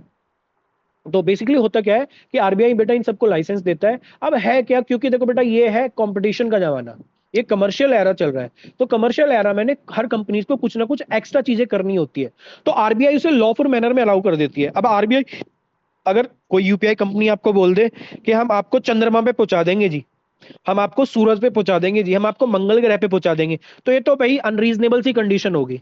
तो आरबीआई अलाउ करती है, क्योंकि देखो बड़ी कंपटीशन है, और हर कंपनी को कोई बेटर सर्विस प्रोवाइड करानी है, और हर कंपनी को जो कस्टमर है उसको अट्रैक्ट करना है। तो आप ये रीजनेबल सी कंडीशन या रीजनेबल से जो ये होते हैं ना, गिफ्ट होते हैं, ये प्रोवाइड करा सकते हो अपनी कंपनी को प्रमोट करने के लिए। और बेसिकली इन्हें हम जाके डायरेक्ट क्लेम नहीं कर सकते। अब एक चीज समझो, एक इसमें एग्जांपल ये है, मैं आपको बताता हूं कि सपोज करो आपने गूगल पे से मेरे को पेमेंट कर दी, 10,000 रुपए की पेमेंट करी, आपके पास स्क्रैच कार्ड आया, और स्क्रैच कार्ड में आपको 700 रुपए का वो मिल जाता है, गिफ्ट मिल जाता है, लेकिन 700 रुपए आपको क्रेडिट नहीं हुए, उस कंडीशन में आप जाके क्लेम कर दोगे, केस कर दोगे। लेकिन सपोज करो स्क्रैच करते हो, उसमें लिखता है बेटर लक नेक्स्ट टाइम, तो इस कंडीशन में आप क्लेम थोड़ी कर दोगे कि मेरे को तो चाहिए ही चाहिए, क्योंकि वो प्रमोशनल एड है एक, वो प्रमोशनल गिफ्ट है, और उसमें साफ साफ जब आप, और बेटा एक सबसे बड़ी बात, जब भी आप इन कंडीशंस को पढ़ोगे उसमें लिखा होता है टर्म्स एंड कंडीशन में भी अप्लाई। ठीक है। समझ रहे हो मेरी बात को? Yes sir, yes yes sir. Sir. तो अभी दो तरह के ऑफर हो गए, एक तो हो गया एक्सप्रेस ऑफर और इम्प्लाइड ऑफर। तो एक्सप्रेस और implied offer, express by words और इम्प्लाइड बाय कंडक्ट, किस सेक्शन में दिया हुआ था जल्दी बता दो? Sir no. सेक्शन 9। सेक्शन 9। फिर फिर बोल रहा हूं बेटा मैं, क्लास ज्वाइन कर रहे हो तो पढ़ के आओ, yes sir, class section join कर 9 रहे में हो दिया तो पढ़ के आओ। मैं एक थ्योरी बता रहा हूं फिर से। व्हेन वन पर्सन सिग्निफाई, इस मैं पीपीटी को दोबारा चलाऊंगा, दूसरी क्लास ज्वाइन करूंगा, जल्दी क्लास खत्म होने वाली, 40 मिनट की होती है। मैं दोबारा एक जल्दी जल्दी चीज बता रहा हूँ। सेक्शन 2A बोलता है one person signify, one person offeror signify intention, sorry express, जो अपनी सॉरी कम्युनिकेशन इसे बोलते हैं, हिज विलिंगनेस का मतलब intention, to do something positive act, abstain from doing something negative act, with a view to take consent of the other person. तो with a view का मतलब है वो इन्फॉर्म करने के लिए नहीं कर रहा। Harvey versus Facey case, Bumper Hall Pen case मैंने आपको बताया था, जिसमें सिर्फ वो इन्फॉर्म करता है कि लोवेस्ट प्राइस मेरे बंगलो का 500 रुपए या 500 यूरोज है, तो वो इन्फॉर्म कर रहा होता है। तो जब हम किसी को ऑफर कर रहे हैं, किसी को ऑफर इसलिए कर रहे हैं कि उनसे उसकी कंसेंट चाहिए। सिर्फ मैं आपको सिर्फ इन्फॉर्म करूं कि मैं तो इंडियन कॉन्ट्रैक्ट एक्ट पढ़ा सकता हूं, पढ़ा सकता हूं, पढ़ा सकता हूं, तो सिर्फ मैं आपको इन्फॉर्म कर रहा हूं। लेकिन दूसरे केस में आपको बोल दूं कि मैं आपको इंडियन कॉन्ट्रैक्ट एक्ट पढ़ा सकता हूं, क्या आप मेरे से इंडियन कॉन्ट्रैक्ट पढ़ोगे, ये मेरी फीस है। तो इस कंडीशन में दूसरे केस में जो लास्ट लाइन है ना, with a view to take consent of that other person, वो एप्लीकेबल हो जाएगी। लेकिन मुद्दा ये आता है कि आप किसी को अगर प्रपोजल या ऑफर करोगे तो कैसे करोगे? तो सेक्शन 3 में लिखा हुआ है आप किसी एक्ट से या एब्सटिनेंस से ऑफर कर सकते हो, एक्ट से या एब्सटिनेंस से ऑफर कर सकते हो। कितने टाइप के ऑफर होते हैं? तो सेक्शन 9 में लिखा होता है एक्सप्रेस ऑफर होता है और इंप्लाइड ऑफर होता है। एक्सप्रेस ऑफर सेक्शन 9 में लिखा हुआ है और implied offer section implied offer भी सेक्शन 9 में लिखा हुआ है। अब अगर सेक्शन 8 देखोगे एक बार, तो जनरल ऑफर के जो प्रोविजन है वो सेक्शन 8 में दिए हुए हैं। तो जल्दी जल्दी इस पीपीटी को मैं बाद में चलाता हूं, पहले आपको सेक्शन 8 दिखा देता हूं। समझ रहे हो मेरी बात को? तो अभी तक जो हमने पढ़ा है, अभी तक जो मैंने पढ़ा है, फिर मैं बोल रहा हूं, अगर कोई लिख रहा हो तो लिख लो। पहली चीज है वन पर्सन, दूसरी चीज है सिग्निफाई, थर्ड है हिज विलिंगनेस, फोर्थ है टू अनदर पर्सन, फिफ्थ है with a view to take consent of that other person. पांच चीजें सेक्शन 2A से क्लियर हो जाती हैं। कितने ऑफर होते हैं? एक्सप्रेस ऑफर होता है, इंप्लाइड ऑफर होता है। कहां दिया हुआ है? सेक्शन सेक्शन 9 में 9। दिया हुआ है। सेक्शन 9 में अभी देखते हैं जनरल ऑफर बेसिकली कहां दिया हुआ है। जनरल ऑफर, अगर ये मीटिंग बंद हो जाती है इंस्टेंट ज्वाइन करना, मैं इंस्टेंट लिंक शेयर करूंगा, क्योंकि बेटा मेरे को और भी फिर एक ओके सर। तो जनरल ऑफर हो गया। जनरल ऑफर मैं बता देता हूं आपको कहां है। एक तो मैंने, हाँ, ये मीटिंग बंद नहीं है तो जनरल ऑफर मैं केस बताता हूं, कॉर्लिल वर्सेस कॉर्बलिक। सर इससे पहले आप ये देख लो, एक्सेप्टेंस बाय परफॉर्मिंग कंडीशन और receiving consideration. Performance of the condition, section 8 पढ़ रहा हूं मैं, ध्यान से देख लो पहले। Performance of the condition of proposal और acceptance of any consideration for a reciprocal promise which may be offered with a proposal is acceptance। तो कॉर्लिल वर्सेस लालमन शुक्ला वर्सेस गौरी दत्त में अगर वो उसका केस, अगर वो सुन लेता मेरे मालिक ने इनाम की घोषणा किया और वो उसकी कंडीशन को परफॉर्म कर देता, तो वो एक्सेप्टेंस दे रहा होता ना, सेक्शन 8 के अकॉर्डिंग दे रहा होता है नहीं दे रहा होता? सर यस दे रहा सर, होता। दे रहा यस होगा। सर। जैसे कॉर्लिल वर्सेस कॉर्बोलिक स्मोकेबल कंपनी बोलती है, कॉर्बोलिक स्मोकेबल कंपनी बोलती है कि मेरी क्रीम को जो भी अप्लाई करेगा वो गोरा हो जाएगा। अगर इसको विश्वास नहीं है तो मैं इस बैंक में 500 यूरो रख रहा हूं, जो भी अगर गोरा ना हो और 1 महीने बाद प्रूव कर दे कि मैं 1 महीने तक क्रीम लगाने के बाद गोरा नहीं हुआ, वो 500 रुपए इस बैंक से रेमिट कर सकता है। तो इस कंडीशन में एक लेडी आती है, वो बोलती है मैंने 1 महीने तक क्रीम लगाई और मैं गोरी नहीं हुई हूं, तो आप मेरे को प्लीज दे दो। कंपनी डिसअलाउ कर देती है। तो कोर्ट कहता है नहीं, acceptance must be by performing condition also. और वो ही कॉर्बोलिक वर्सेस कॉर्बोलिक स्मोकेबल कंपनी कहां दी हुई है? सेक्शन 8 में। तो सेक्शन 9 में एक्सप्रेस ऑफर था, इंप्लाइड ऑफर था, और सेक्शन 8 में acceptance by performing a condition. ठीक है बेटा? Yes sir sir. सर इससे बोलते हैं एक्सेप्टिंग जनरल ऑफर यस की सर। बात। एक्सेप्टेंस बाय परफॉर्मिंग कंडीशन ना। कंडीशन देख लो, इसका सेक्शन 8 पढ़ लो ना बेटा। और हाँ दूसरी सर। बात, एक चीज समझो, एक चीज समझो, बस बस बस, कि अभी मैं जनरल ऑफर बताता हूं, उसके बाद सेक्शन 8 अपने आप ही क्लियर हो जाएगा। तो बेसिकली ये मीटिंग अभी खत्म होने वाली है। मैं एक काम करता हूँ, मीटिंग खत्म होते ही दूसरी चीज शुरू कर देता हूँ। किसी को तब तक कोई डाउट है पूछ लो मेरे से, कुछ भी डाउट है किसी चीज से रिगार्डिंग पूछो। हाँ जी बेटा, जितने बच्चों ने ज्वाइन किया हुआ है पूछ लो कुछ भी। अगर है हिम्मत तो हरा के दिखा दो चलो मुझे। अरे मजाक कर रहा हूँ, मतलब पूछ लो यार, कुछ पूछोगे तभी तो कुछ नहीं है होएगा भाई। सर, सर समझ अरे आ नहीं, रहा मजाक है। आ रहा है बेटा। ठीक है बच्चे, ठीक है। Yes sir. तो चलो एक काम करते हैं, अभी हम नेक्स्ट मीटिंग ज्वाइन, नेक्स्ट मैं लिंक शेयर कर रहा हूँ आपको, उसको ज्वाइन करो इंस्टेंट। ठीक है, फिर हम ऑफर पढ़ते ओके हैं, sir. Types of. Okay sir.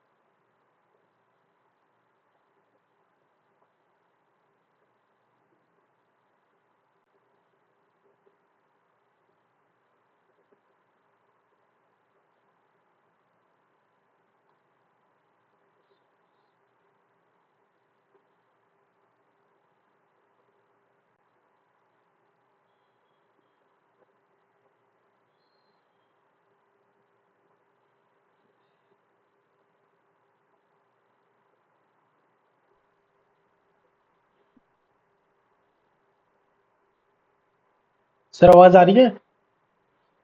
आ रही है, मेरी आ रही है बस। Yes sir. यस सर, आ रही है। अच्छा, तो रुक जाओ, बस 1 मिनट रुक जाओ, थोड़ी सेटिंग कर लेता हूँ।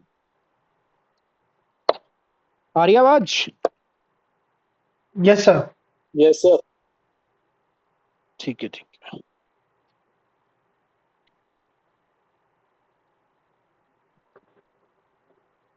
एक मिनट यार, इसकी ना मीटिंग की सेटिंग में ना अलाउ और so no no video participant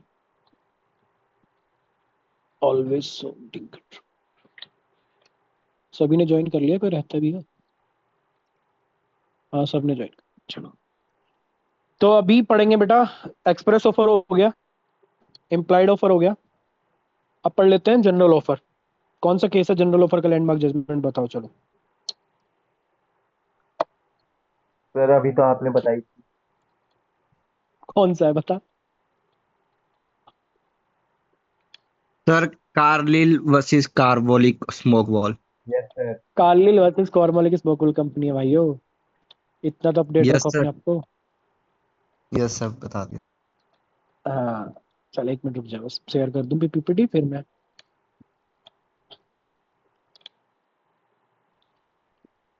sir कार्डिल versus Carbolic smoke बोल। नेटवर्क ओके चला गया ओके, था। शाबाश शाबाश।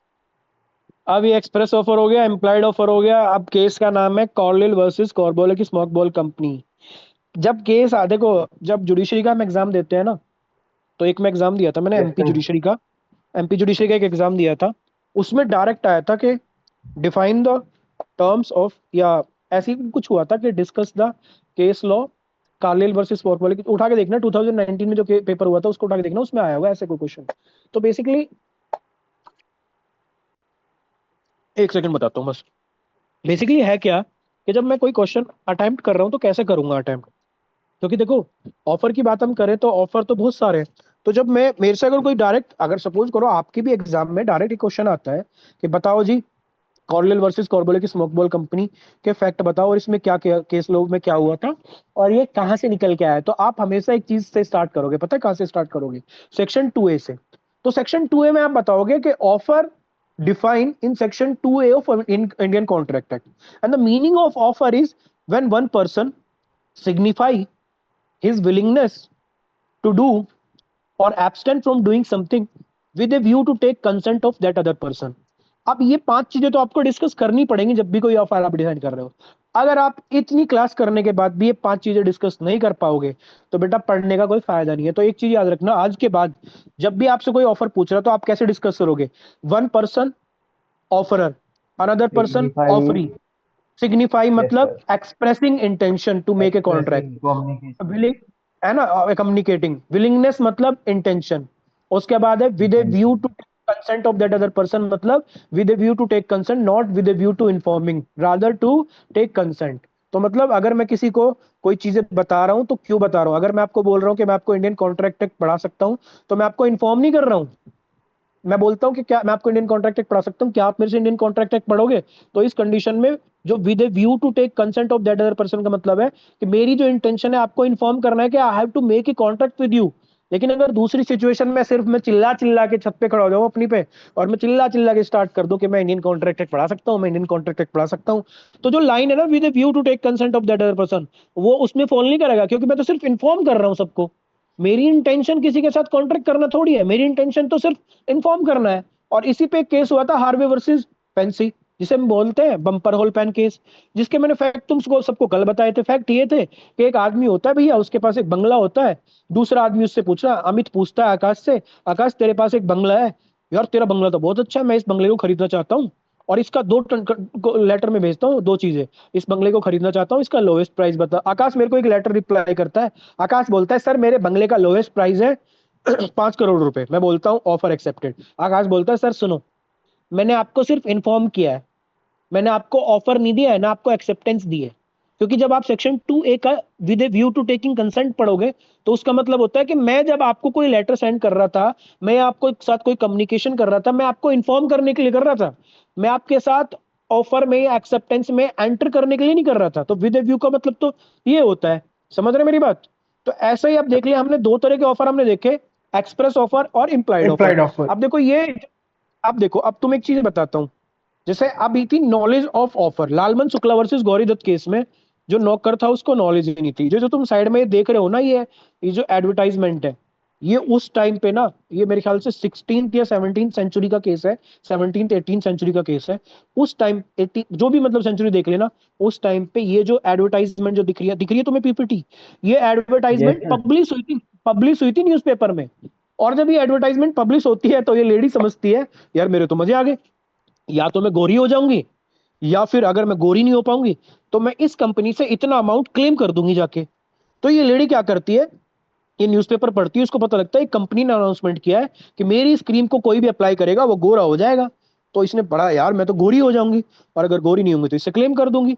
और इस कंपनी का दावा ये भी था कि या तो आप गोरे हो जाओगे, और मैं गारंटी ले रहा हूं, अगर आप, ये कंपनी बोलती है, अगर आप गोरी नहीं हुए तो मैं आपको 50 करोड़ रुपए दूंगा, समथिंग मान के चलो आज के टाइम में, और अगर 50,000 रुपए दूंगे, और अगर आपको विश्वास नहीं है तो मैं 50,000 रुपए इस पर्टिकुलर ए बी बैंक में रख देती हूँ और आप कल को इस पे ले लेना।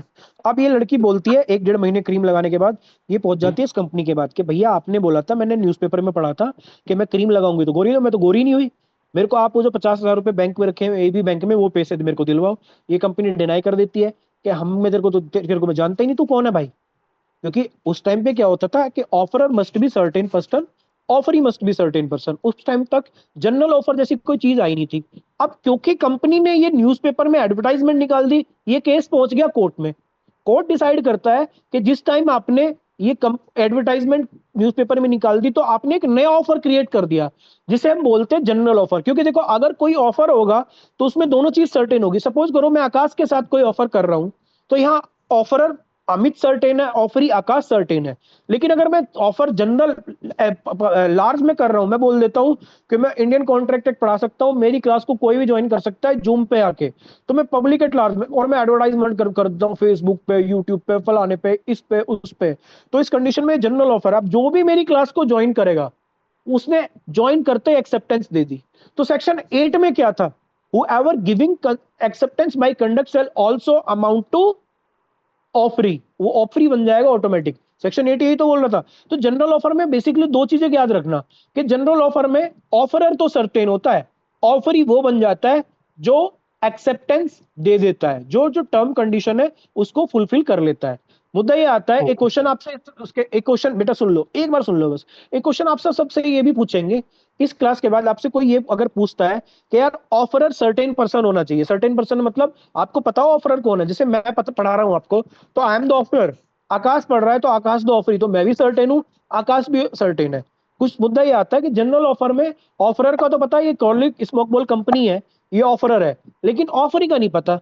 तो इस कंडीशन में आप किसको ऑफरी मानोगे? तो सेक्शन 8 के according the person who is performing the term and condition shall automatically become offeree.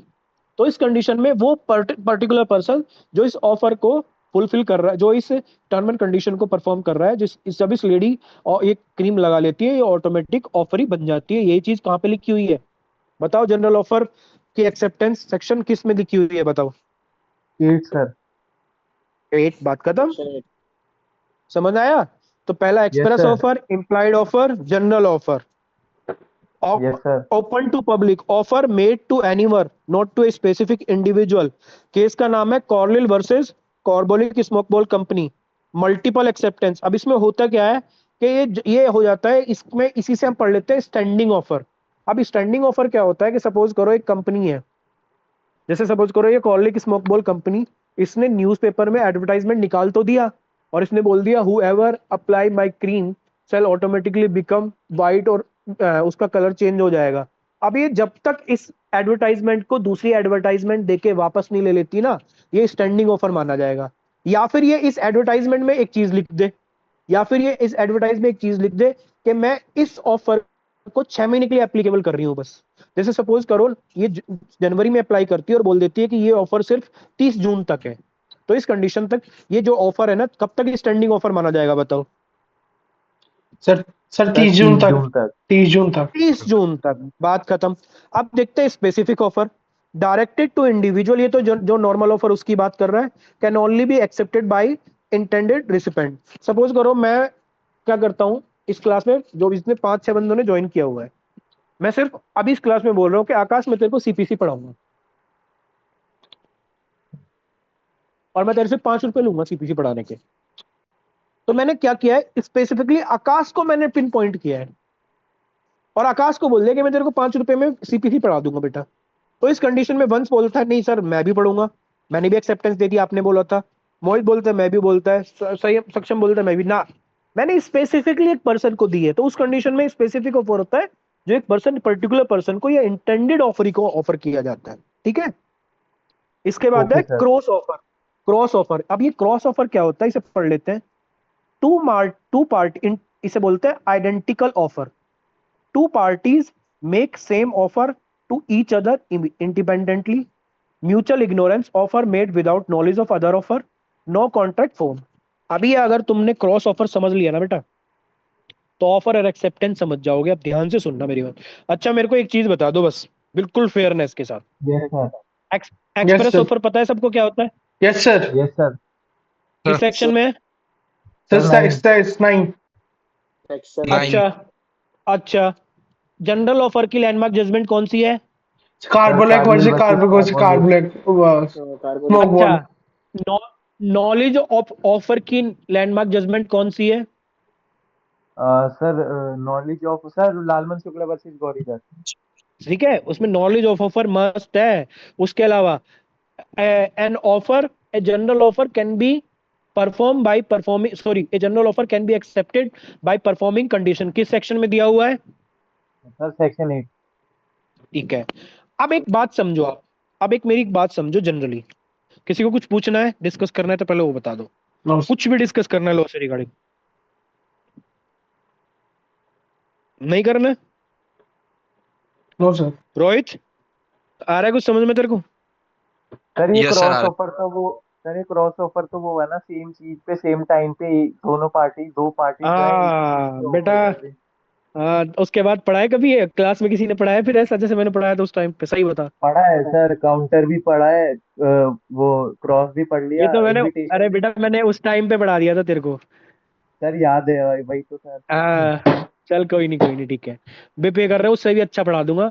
Contract खत्म करा 1 महीने में। देखो मैं क्लियर बोल रहा हूँ, अगर मेरे साथ चलते रहे ना बेटा, जो मैं सेक्शन बोल रहा हूँ ना, प्लीज मैं रिक्वेस्ट कर रहा हूँ वो लिख लो, वो केस लो लिख लो, वो एक बार पढ़ के आ जाओ नेक्स्ट क्लास में ना, उससे भी अच्छा समझ में आ जाएगा। अच्छा एक चीज और है इसमें, इस चीज में आप कॉन्ट्रैक्ट खत्म कर दोगे ना, जुडिशरी लेवल का पढ़ा दूंगा सच में। सिर्फ मेरे साथ चलते रहो। और ये तो मैं ऑनलाइन यस क्लास ले सर। रहा हूँ, अगर मैं ऑफलाइन ले रहा होता ना बेटा, मेरे सामने बैठे होते, क्रैक करवा देता कोई भी एग्जाम कॉन्ट्रैक्ट का। पर चलो कोई भी, इसमें भी बहुत अच्छा पढ़ा दूंगा मैं आप सबको, बेफिक्र रहो। इतना अच्छा पढ़ाऊंगा जब तक मैं क्लियर करूंगा ही नहीं तब तक आपका आगे आगे बढ़ूंगा ही नहीं, जब तक आपका क्लियर नहीं होगा। अब आते हैं क्रॉस ऑफर पे, क्रॉस ऑफर पे आते हैं, लेकिन उससे पहले मेरा सबसे क्वेश्चन है, ऑफर प्लस एक्सेप्टेंस क्या होता है? Sir agreement. Promise. Agreement sir. नहीं, सेक्शन प्रॉमिस 2B होता की है ना लास्ट सर। लाइन क्या बोलते हैं? अच्छा, प्रॉमिस प्लस कंसिडरेशन क्या होता है? Sir agreement. किस एग्रीमेंट। सेक्शन में दिया हुआ है? सर सेक्शन सर ये दिया हुआ है sir section two two L. Two E. E में, 2E में। टू टू ई में ई सर। सर। अब अब टू अगर ई किसी में। के साथ बेयर, किसी के पास बेयर एक्ट रखी हो तो उसकी सेक्शन 2B की लास्ट लाइन देखो, accepted proposal shall become promise. Yes sir. तो प्रपोजल और एक्सेप्टेंस मिलते, जैसे ही प्रपोजल और एक्सेप्टेंस मिल जाएंगे क्या बन जाएगा? प्रॉमिस बन जाएगा। प्रॉमिस। प्रॉमिस। प्रॉमिस बन, बनेगा सर। प्रॉमिस बन बनेगा जाएगा सर। ना। Yes sir. और यस सर। एंसन भाई साहब ने भी तो यही बोल दिया था कि जैसे ही प्रपोजल और एक्सेप्टेंस मिलते हैं एकदम बात खत्म हो जाती है, आपको ये पार्टी लाइबिलिटी से पीछे नहीं हट सकती। लेकिन मुद्दा ये आता है कि अगर सिर्फ मेरी तरफ से एक प्रपोजल है और आपकी तरफ से प्रपोजल है, प्रपोजल और acceptance is equal to promise, proposal against proposal क्या हो जाएगा? Cross offer. ऑफर के अगेंस्ट में एक्सेप्टेंस है तो प्रॉमिस बन जाएगा। अब ये कैसे होता है मैं बताता हूं, अब इसका एग्जाम्पल सुन लो, ध्यान से सुनना। आज कितनी डेट है? 6 नवंबर है, यस सर। Yes sir. ठीक है। 6 नवंबर को अभी इस टाइम पे मैं एक लेटर टाइप करता हूं और मैं रोहित के पास भेजता हूं लेटर टाइप करके। मैंने लेटर टाइप किया, पोस्ट ऑफिस में डाल दिया, वो रोहित के पास लेटर 7 तारीख को पहुंचता है। इंसिडेंटली क्या होता है, अभी 6 नवंबर को रोहित भी एक लेटर लिख रहा है, मैं एक लेटर लिखता हूँ रोहित को कि रोहित क्या मेरे से इंडियन कॉन्ट्रैक्ट एक्ट पड़ेगा? इंसिडेंटली रोहित भी अभी के टाइम पे, कोइंसिडेंस ये होता है कि रोहित भी आज 6 नवंबर को एक लेटर लिख रहा है और वो मेरे को बोल रहा है, अमित सर क्या आप मेरे को प्लीज कॉन्ट्रैक्ट पढ़ा दोगे? तो मेरा लेटर और आपका रोहित का लेटर एक साथ क्रॉस हो जाता है। मेरे को 7 तारीख को लेटर मिलता है, रोहित को भी 7 तारीख को लेटर मिलता है। तो यहाँ दोनों को क्या मिला है? ऑफर मिला है। मेरी तरफ से ऑफर किसको मिला है? मेरे को रोहित। सर रोहित को मिला है। रोहित की तरफ से ऑफर मेरे को मिलता है। लेकिन अब दूसरा एग्जांपल सुन लो। आज अगर मैं एक लेटर सेंड कर रहा हूं रोहित को, मैं बोलता हूं कि रोहित मैं तेरे को इंडियन कॉन्ट्रैक्ट एक्ट पढ़ाऊंगा। ये लेटर रोहित के पास 7 तारीख को पहुंचता है। रोहित 7 तारीख को एक लेटर पोस्ट करता है, 8 तारीख को मेरे को लेटर रिसीव हो जाता है कि हाँ सर मैं आपसे इंडियन कॉन्ट्रैक्ट एक्ट पढ़ूंगा। तो जो मेरा लेटर था वो ऑफर का लेटर था, रोहित का लेटर था एक्सेप्टेंस का। लेकिन पहले वाले एग्जाम्पल में जब मैंने एक ऑफर दिया है और रोहित ने भी ऑफर दिया है, तो हमारे दोनों के ऑफर क्रॉस हो जाते हैं। सेम ऑफर मेरा था और सेम ऑफर रोहित का था, इसे बोलते हैं क्रॉस ऑफर। और जब क्रॉस ऑफर हो जाएंगे ना, तो ये ऑफर ऑटोमेटिक लैप्स हो जाएंगे। रीजन क्या है कि ऑफर के अगेंस्ट में अगर ऑफर है तो एक्सेप्टेंस थोड़ी, ऑफर के अगेंस्ट में क्या है? ऑफर ही तो है। Yes sir. तो ऑफर के अगेंस्ट में अगर ऑफर है तो ये दोनों ऑफर ऑटोमेटिक लैप्स हो जाएंगे। इसे बोलते हैं क्रॉस ऑफर। तो क्रॉस ऑफर से कभी भी प्रॉमिस जनरेट ही नहीं होता है। Two parties make same offer to each other, mutual ignorance, offer made without knowledge of the other offer. जब मैं लेटर लिख रहा हूं रोहित को, तो रोहित को पता ही नहीं है सर मेरे को लेटर लिख रहे हैं। जब रोहित मेरे को लेटर लिख रहा है तो रोहित मेरे को भी नहीं पता रोहित मेरे से एग्रीमेंट करना चाह रहा है। ना तो मेरे को रोहित के ऑफर का पता था, ना रोहित को मेरे के ऑफर का पता था। इंसिडेंटली क्या हुआ कि मेरे पास भी रोहित के ऑफर का लेटर आया, रोहित के पास भी मेरे ऑफर का लेटर आया। तो दोनों के पास क्या पहुंचा? ऑफर पहुंचा। एक्सेप्टेंस तो किसी के पास नहीं पहुंची ना। तो दोनों का इसे बोलते हैं क्रॉस ऑफर। सर समझ रहे हो? इसका थोड़ा यस बड़ा सर। एग्जांपल दे सकते हो मतलब इसी का? बहुत बढ़िया, बहुत बढ़िया, बहुत बढ़िया। मैं एग्जांपल देता हूं इसका। मैंने तेरे को व्हाट्सएप पे एक मैसेज किया। ओके। एक सेकंड। मैंने एक सेकंड बेटा, मैंने एक ना सर व्हाट्सएप इसका पे तो मैसेज किया तेरे को। बेसिकली एग्जांपल ये हो गया ना। हाँ हाँ, बोल बोल। सर इसका तो एग्जांपल ऐसे हो गया ना, मैंने आपको बोला कि आप मतलब मैंने बोला अमित सर को कि आप मेरी कार खरीदोगे क्या, और आपने वहीं से मेरे को बोला कि क्या तू अपनी कार बेचेगा क्या। तो ये सर दोनों एक हाँ ऑफर हो गया ना। हाँ, ऑफर। देखो सुनो, मेरी तरफ से भी क्वेश्चन है, आपकी तरफ से भी क्वेश्चन है। क्योंकि आपकी यस तरफ से सर। एक क्वेश्चन था पहले। अब जैसे इसकी तरफ से, वंश की तरफ से एक क्वेश्चन है कि सर मेरी कार खरीदोगे क्या, तो मैं बोल देता हूँ हाँ मैं तेरी कार खरीदूंगा। तो वंश की तरफ से क्वेश्चन था, मेरी तरफ से आंसर हो गया। जब वंश की तरफ से भी क्वेश्चन है और मेरी तरफ से भी क्वेश्चन है, तो वंश की तरफ से भी ऑफर है, मेरी तरफ से भी ऑफर है। ना तो मेरे को वंश के ऑफर का पता है, ना वंश को मेरे ऑफर का पता है। इन कोइंसिडेंटली हमने एक टाइम पे दोनों ने ऑफर कर दिया। तो इसे क्या यस बोल दिया? सर। Cross offer. ठीक है। अगर हमको ऑफर की नॉलेज होगी तभी तो हम एक्सेप्टेंस देंगे। जब मेरे को ऑफर की नॉलेज ही नहीं है तो मैं एक्सेप्टेंस कैसे दे दूंगा? दे सकता हूं क्या मैं? No no sir. सर। और समझ आ रहा है कुछ? यस सर और दूसरा एग्जांपल दूं क्या एक, मोहित? सर आपने जैसे बताया कि ऑफर, अब मतलब जैसे क्रॉस ऑफर हो गया, पर क्रॉस ऑफर हम्म। होने के बाद तो पता लग गया ना, जैसे आपने रोहित को बोला कि क्या तू कॉन्ट्रैक्ट पढ़ेगा, उसने क्या आप कॉन्ट्रैक्ट पढ़ा होगा, दोनों को पता लग गया। तो वहां पे ऑफर कोलैप्स क्यों होता है? क्योंकि मतलब एक चीज थोड़ी सी समझ में नहीं है कि वहां पे विलिंगनेस तो दोनों की ही एक्सप्रेस हो रही है, हाँ एंड हाँ हाँ। विलिंगनेस पे होता है, तो फिर वहां पे वो कोलैप्स क्यों होगा? वो कोलैप्स इसलिए हो जाएगा क्योंकि कोइंसिडेंटली क्या हुआ है कि मेरा ऑफर की नॉलेज उसको थी नहीं, और उसके ऑफर की नॉलेज सेम। इंसिडेंटल के सेम क्या हुआ, मैं बोलता हूँ रोहित मैं तेरे को एक ऑनलाइन कॉन्ट्रैक्ट एक पढ़ाऊंगा 500 रुपए में। रोहित उस सेम टाइम में क्या करता है, मेरे को एक लेटर, मैं एक लेटर पोस्ट करता हूँ, सेम टाइम पे रोहित एक लेटर सेंड करता है। ठीक है। रोहित बोलता है कि सर मेरे को आप इंडियन कॉन्ट्रैक्ट एक पढ़ा दो 500 रुपए में। तो इस कंडीशन में आप बताओ एक्सेप्टेंस किसकी दूं? मैं एक्सेप्टेंस दूंगा या रोहित एक्सेप्टेंस देगा? सर आप अब अगर एक्सेप्टेंस मैं भी दोगे। एक्सेप्टेंस दे रहा हूं, मैं भी अगर एक्सेप्टेंस दे रहा हूँ, आप रोहित भी सेम टाइम एक्सेप्टेंस पे दे रहा है, करते तो ये तो फिर ये तो दो कॉन्ट्रैक्ट हो गए। एक रोहित की तरफ से बिल्कुल। ऑफर की एक्सेप्टेंस होगी, एक मेरी तरफ से एक्सेप्टेंस होगी। तो इसलिए जनरली क्या होता है, इंडियन कॉन्ट्रैक्ट एक्ट क्या बोलता है कि जब ऑफर क्रॉस हो रहे हैं ना, क्रॉस पहले कैसे होते थे मैं बताता हूँ। पहले बाई पोस्ट ऑफर होते थे। तो जब मैंने बाई पोस्ट एक लेटर की भेजा इसको, इसने बाई पोस्ट लेटर भेजा है, तो मेरे को इसके ऑफर की नॉलेज नहीं थी, इसको भी मेरे ऑफर की नॉलेज नहीं थी। तो क्योंकि सेम ऑफर है तो वो ऑफर लैप्स हो जाएगा। अभी क्या होगा, अगर वो चाहते हैं, अब दोनों को ऑफर की नॉलेज हो चुकी है, अभी ऑफर लैप्स हो गया, अब इन्हें दोबारा से ट्रांजेक्शन इनिशिएट करना पड़ेगा। इन्हें सब्सिक्वेंटली फिर से लेटर सेंड करना पड़ेगा। अभी सपोज करो यार रोहित मेरे को फिर से एक लेटर सेंड करता है कि सर वो ऑफर मैंने आप भेजा था वो तो लैप्स हो गया, क्योंकि आपने क्रॉस ऑफ आपने भी ऊपर भेज दिया, और क्योंकि इंडियन कॉन्ट्रैक्ट एक्ट के अकॉर्डिंग ये क्रॉस ऑफर लैप्स हो जाते हैं।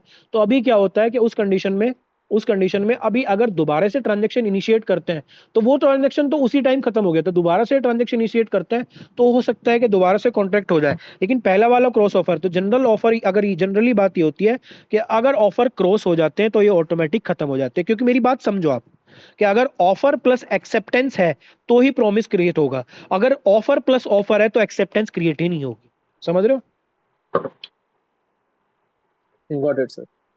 नहीं नहीं नहीं, Yes, अभी गॉट इट नहीं, अभी बताओ, क्लियर बताओ, समझ में? अभी से हम डिस्कस करेंगे, जब तक नहीं आएगा। सर आ क्लियर गया। बताओ। यस मैं सर, बताता हूँ, आ एक गया जनरल सर। चीज मैं बता रहा हूँ, एक जनरली चीज बता रहा हूँ, बहुत जनरली चीज। 1 + 1 = 2। 2 2। ठीक है। 0 + 0 = 0। 0 0 ठीक है। Offer plus acceptance = promise. Promise Promise. Sir. Offer plus offer = nothing. Sir nothing, cross nothing sir. Offer. Sir offer ही होगा। Nothing. Cross cross, offer, correct cross cross offer होते ऑफर। खत्म, क्रॉस ऑफर ट्रांजेक्शन दोबारा से yes initiate sir. करना पड़ेगा भाई, Yes, yes sir. है ना? सर। Yes sir. सर पर आज अब आते इसका, हैं काउंटर ऑफर। आज सर आज इसका कोई वो लेन देन है इसका, मतलब यह पोस्ट उसी टाइम के हिसाब से था? बेटा मैं होता है बताता हूँ भाई। होता क्या है, मैं बताता हूँ क्या होता है। देखो, होता क्या है कि बाई पोस्ट हम क्यों है, देखो कोई भी आप कॉन्ट्रैक्ट करोगे ना, आज के टाइम में एग्रीमेंट करोगे, आज के टाइम में भी बाई पोस्ट एग्रीमेंट हो रहे हैं, बहुत सारे होते हैं, बाई पोस्ट होते हैं, बाई मेल होते हैं। रीजन उसका क्या होता है कि कल को अगर किसी के बीच में ब्रीच ऑफ कॉन्ट्रैक्ट हुआ और किसी को अपना कॉन्ट्रैक्ट प्रूव करना पड़ गया, तो वो लेटर से प्रूव कर देगा कि मेरा इसके साथ कॉन्ट्रैक्ट हुआ था। तो वो डॉक्यूमेंट्री एविडेंस क्रिएट करने के लिए आज के टाइम में भी जो ज्यादातर कॉन्ट्रैक्ट होते हैं ना, दूर दूर अगर कंपनी बैठी होती है तो वो लेटर ही सेंड करती है बेटा। वो इसलिए लेटर सेंड करती है कि कल को अगर कोई डिस्प्यूट हो जाएगा, अगर मैं कोर्ट में जाके चिल्ला चिल्ला के बोलना स्टार्ट कर दूं कि मेरा तो गौरव के साथ कॉन्ट्रैक्ट है, मेरा तो गौरव का, अबे भाई कोर्ट थोड़ी मानेगा। कोर्ट को या तो ऑरल एविडेंस चाहिए, किसी की विटनेस चाहिए, कोई विटनेस लेके जाऊं, या फिर वो डॉक्यूमेंट्री। तो आज के टाइम में इसकी रिलेवेंसी पता है क्यों है? रिलेवेंसी इसलिए है कि आज के टाइम में भी बहुत सारी कंपनी प्रेफर करती है कि वो, क्योंकि डॉक्यूमेंट तो प्रोड्यूस करने पड़ेंगे। कल को अगर कोई डिस्प्यूट हो जाता है तो वो डॉक्यूमेंट्री एविडेंस कोर्ट में जाके रख देंगे कि सर देखो, हमने बाय वे ऑफ पोस्ट एक कॉन्ट्रैक्ट एग्रीमेंट किया था, इन्होंने by way of post acceptance दी थी, और ये हमारा एक एग्रीमेंट कंक्लूड हो गया था, और इन्होंने अब ब्रीच करा है, तो प्लीज आप किसको एनफोर्स कराओ। समझ रहे हो मेरी बात को? तो इसकी रिलेवेंसी बेटा आज के टाइम में है। Okay sir. ठीक है बेटा। यस अब सर। आते हैं यस सर। काउंटर ऑफर पे। काउंटर ऑफर ये देखो तो इसमें होता है, बार्गेनिंग हो गया सर। हाँ अभी बताता हूँ बस। काउंटर ऑफर में क्या होता है? Initial proposal made by offeror, modified term, offeree respond with changes to the original term, rejection of the original, counter offer effectively reject the original offer. मैं एक बहुत बड़ी एग्जांपल बताता हूँ इसको। मेरे पास में एक मोबाइल है, वन प्लस का मोबाइल, मैं तुम्हें बता देता हूँ, चलो आज रिवील कर देता हूँ। घटिया सा एक मोबाइल है वन प्लस का, ठीक है। अब मैं ओके सर। बोलता हूँ वंश को कि वंश मेरा मोबाइल है, तू इसे 10,000 में खरीदेगा? तो मैं ऑफरर हूं, वंश ऑफरी है। अभी दूसरे केस में वंश बोलता है सर मैं आपका मोबाइल 10,000 में नहीं खरीदूंगा, घटिया सा मोबाइल है, 8,000 में खरीदूंगा। तो इस कंडीशन में मेरा जो पहला वाला जो ऑफर था वो ऑटोमेटिक वो खत्म हो गया। कैंसिल हो अभी गया। वंश की तरफ से काउंटर ऑफर आया है, तो अभी यह ऑफरर कौन बन गया? वंश बन गया। अभी अगर वंश बोलता है मैं 8,000 में आपका मोबाइल खरीदूंगा, मैं एक्सेप्टेंस दे देता हूँ, चल ठीक है 8,000 में खरीद ले। तो ऑफर किसकी तरफ से आया था? सर वंश की आपकी, तरफ से। आप वंश की तरफ से। नहीं नहीं नहीं नहीं नहीं नहीं नहीं, सुन, दोबारा सुन ले, मैं बताता हूँ बेटा, मैं दोबारा सुन ले। मैंने एक ऑफर दिया गौरव को, मैंने बोल दिया कि गौरव मेरे पास वन प्लस मोबाइल है, मैं तेरे को 10,000 रुपये में बेचना चाहता हूँ। गौरव बोलता है सर मैं आपका मोबाइल 10,000 में तो नहीं खरीदूंगा, घटिया सा मोबाइल है, 8,000 में खरीदूंगा। तो जैसे ही तूने अपनी शर्त रख दी 8,000 की, तो मेरा जो ऑफर था ना 10,000 का, वो ऑटोमेटिक खत्म हो गया, लैप्स हो गया। अभी तेरी तरफ से जो ऑफर आया है वो रिवाइव हो गया। अब आपने बोला मेरे को कि सर आप मेरे को 8,000 में अपना मोबाइल दे दो, तो now you are the offeror. पहले वाले केस में आई वॉज द आप, offeror, you are the offeree. लेकिन यस। दूसरे वाले केस में जब आप मेरे को बोलते हो कि सर मैं आपका मोबाइल 8,000 में खरीदूंगा, तो आप ऑफरर बन जाते हो, और और मैं अगर आप फ्री। बोलता हूँ ठीक है, अब मैं ऑफरी बन जाता हूँ, आप प्रोमिसर बन जाते हो, मैं प्रोमिसी बन जाता हूँ। वैसे ही अगर इसमें तीसरी चीज देखते हैं, अब दूसरी कंडीशन लगाते हैं। सपोज करो मेरे पास एक मोबाइल है, ठीक है। सपोज करो मेरे पास एक टीवी है, उस टीवी की वैल्यू है 1 करोड़ रुपए। अब आकाश भाई साहब के पास क्या होता है, 50 करोड़ रुपए की प्रॉपर्टी आती है, वो बेच देता है उसको। आकाश बोलता है, मैं आकाश को बोलता हूँ आकाश यार मेरा 1 करोड़ का टीवी है, तू खरीद सकता है क्या? आकाश बोलता है सर पैसा तो बहुत है मेरे पास, पर मैं आपका टीवी 1 करोड़ में तो नहीं खरीदूंगा। मैं बोलता हूँ कितने में खरीदेगा फिर तू? आकाश बोलता है सर 50 लाख में खरीदूंगा। ठीक है, मेरा ऑफर जो था वो लैप्स हो गया, अभी आकाश ने एक ऑफर दे दिया 50 लाख का। तो आकाश की तरफ से ऑफर आया, आकाश की तरफ से एक्सेप्टेंस नहीं आई, तो आकाश की तरफ से काउंटर ऑफर आया है। आकाश ने बोला सर मैं 50 लाख में खरीदूंगा। मैं बोलता हूँ भाई रुक, मैं 1 करोड़ बोल रहा हूँ, तो 50 लाख बोल रहा है, चल एक काम कर 75 लाख में डील डन करते हैं। तो सबसे पहले वाले ट्रांजेक्शन में मैं ऑफरर था जब मैं 1 करोड़ रुपए बोल रहा था। दूसरे वाले केस में आकाश ऑफरर था जब 50 लाख रुपए बोल रहा था। अब दूसरा ट्रांजेक्शन भी कंक्लूड नहीं होता है, दूसरे ट्रांजेक्शन में मैं को भी कंक्लूड ना करके मैं तीसरा ऑफर दे देता हूं। मैं बोलता हूं एक काम कर भाई, 50 लाख में तो नहीं दे रहा हूं मैं, 75 लाख में दे दे। तो उस कंडीशन में जो 75 लाख में बोल रहा हूं, अब मैं ऑफरर बन जाता हूं। आकाश बोलता है सर एक काम करो, डील डन करो, 60 लाख में दे दो। तो अभी किसकी तरफ से ऑफर आया लास्ट वाले ट्रांजेक्शन में? सर आकाश की तरफ से। आकाश। आकाश की तरफ से। जब ऑफर के अगेंस्ट में दूसरा ऑफर आ जाता है, पहले वाले ऑफर की नॉलेज आकाश को थी ना, पहले वाले यस सर। नॉलेज की ऑफर यस आकाश को सर। Knowledge yes. थी, आकाश ने अपनी तरफ से दूसरा ऑफर किया है।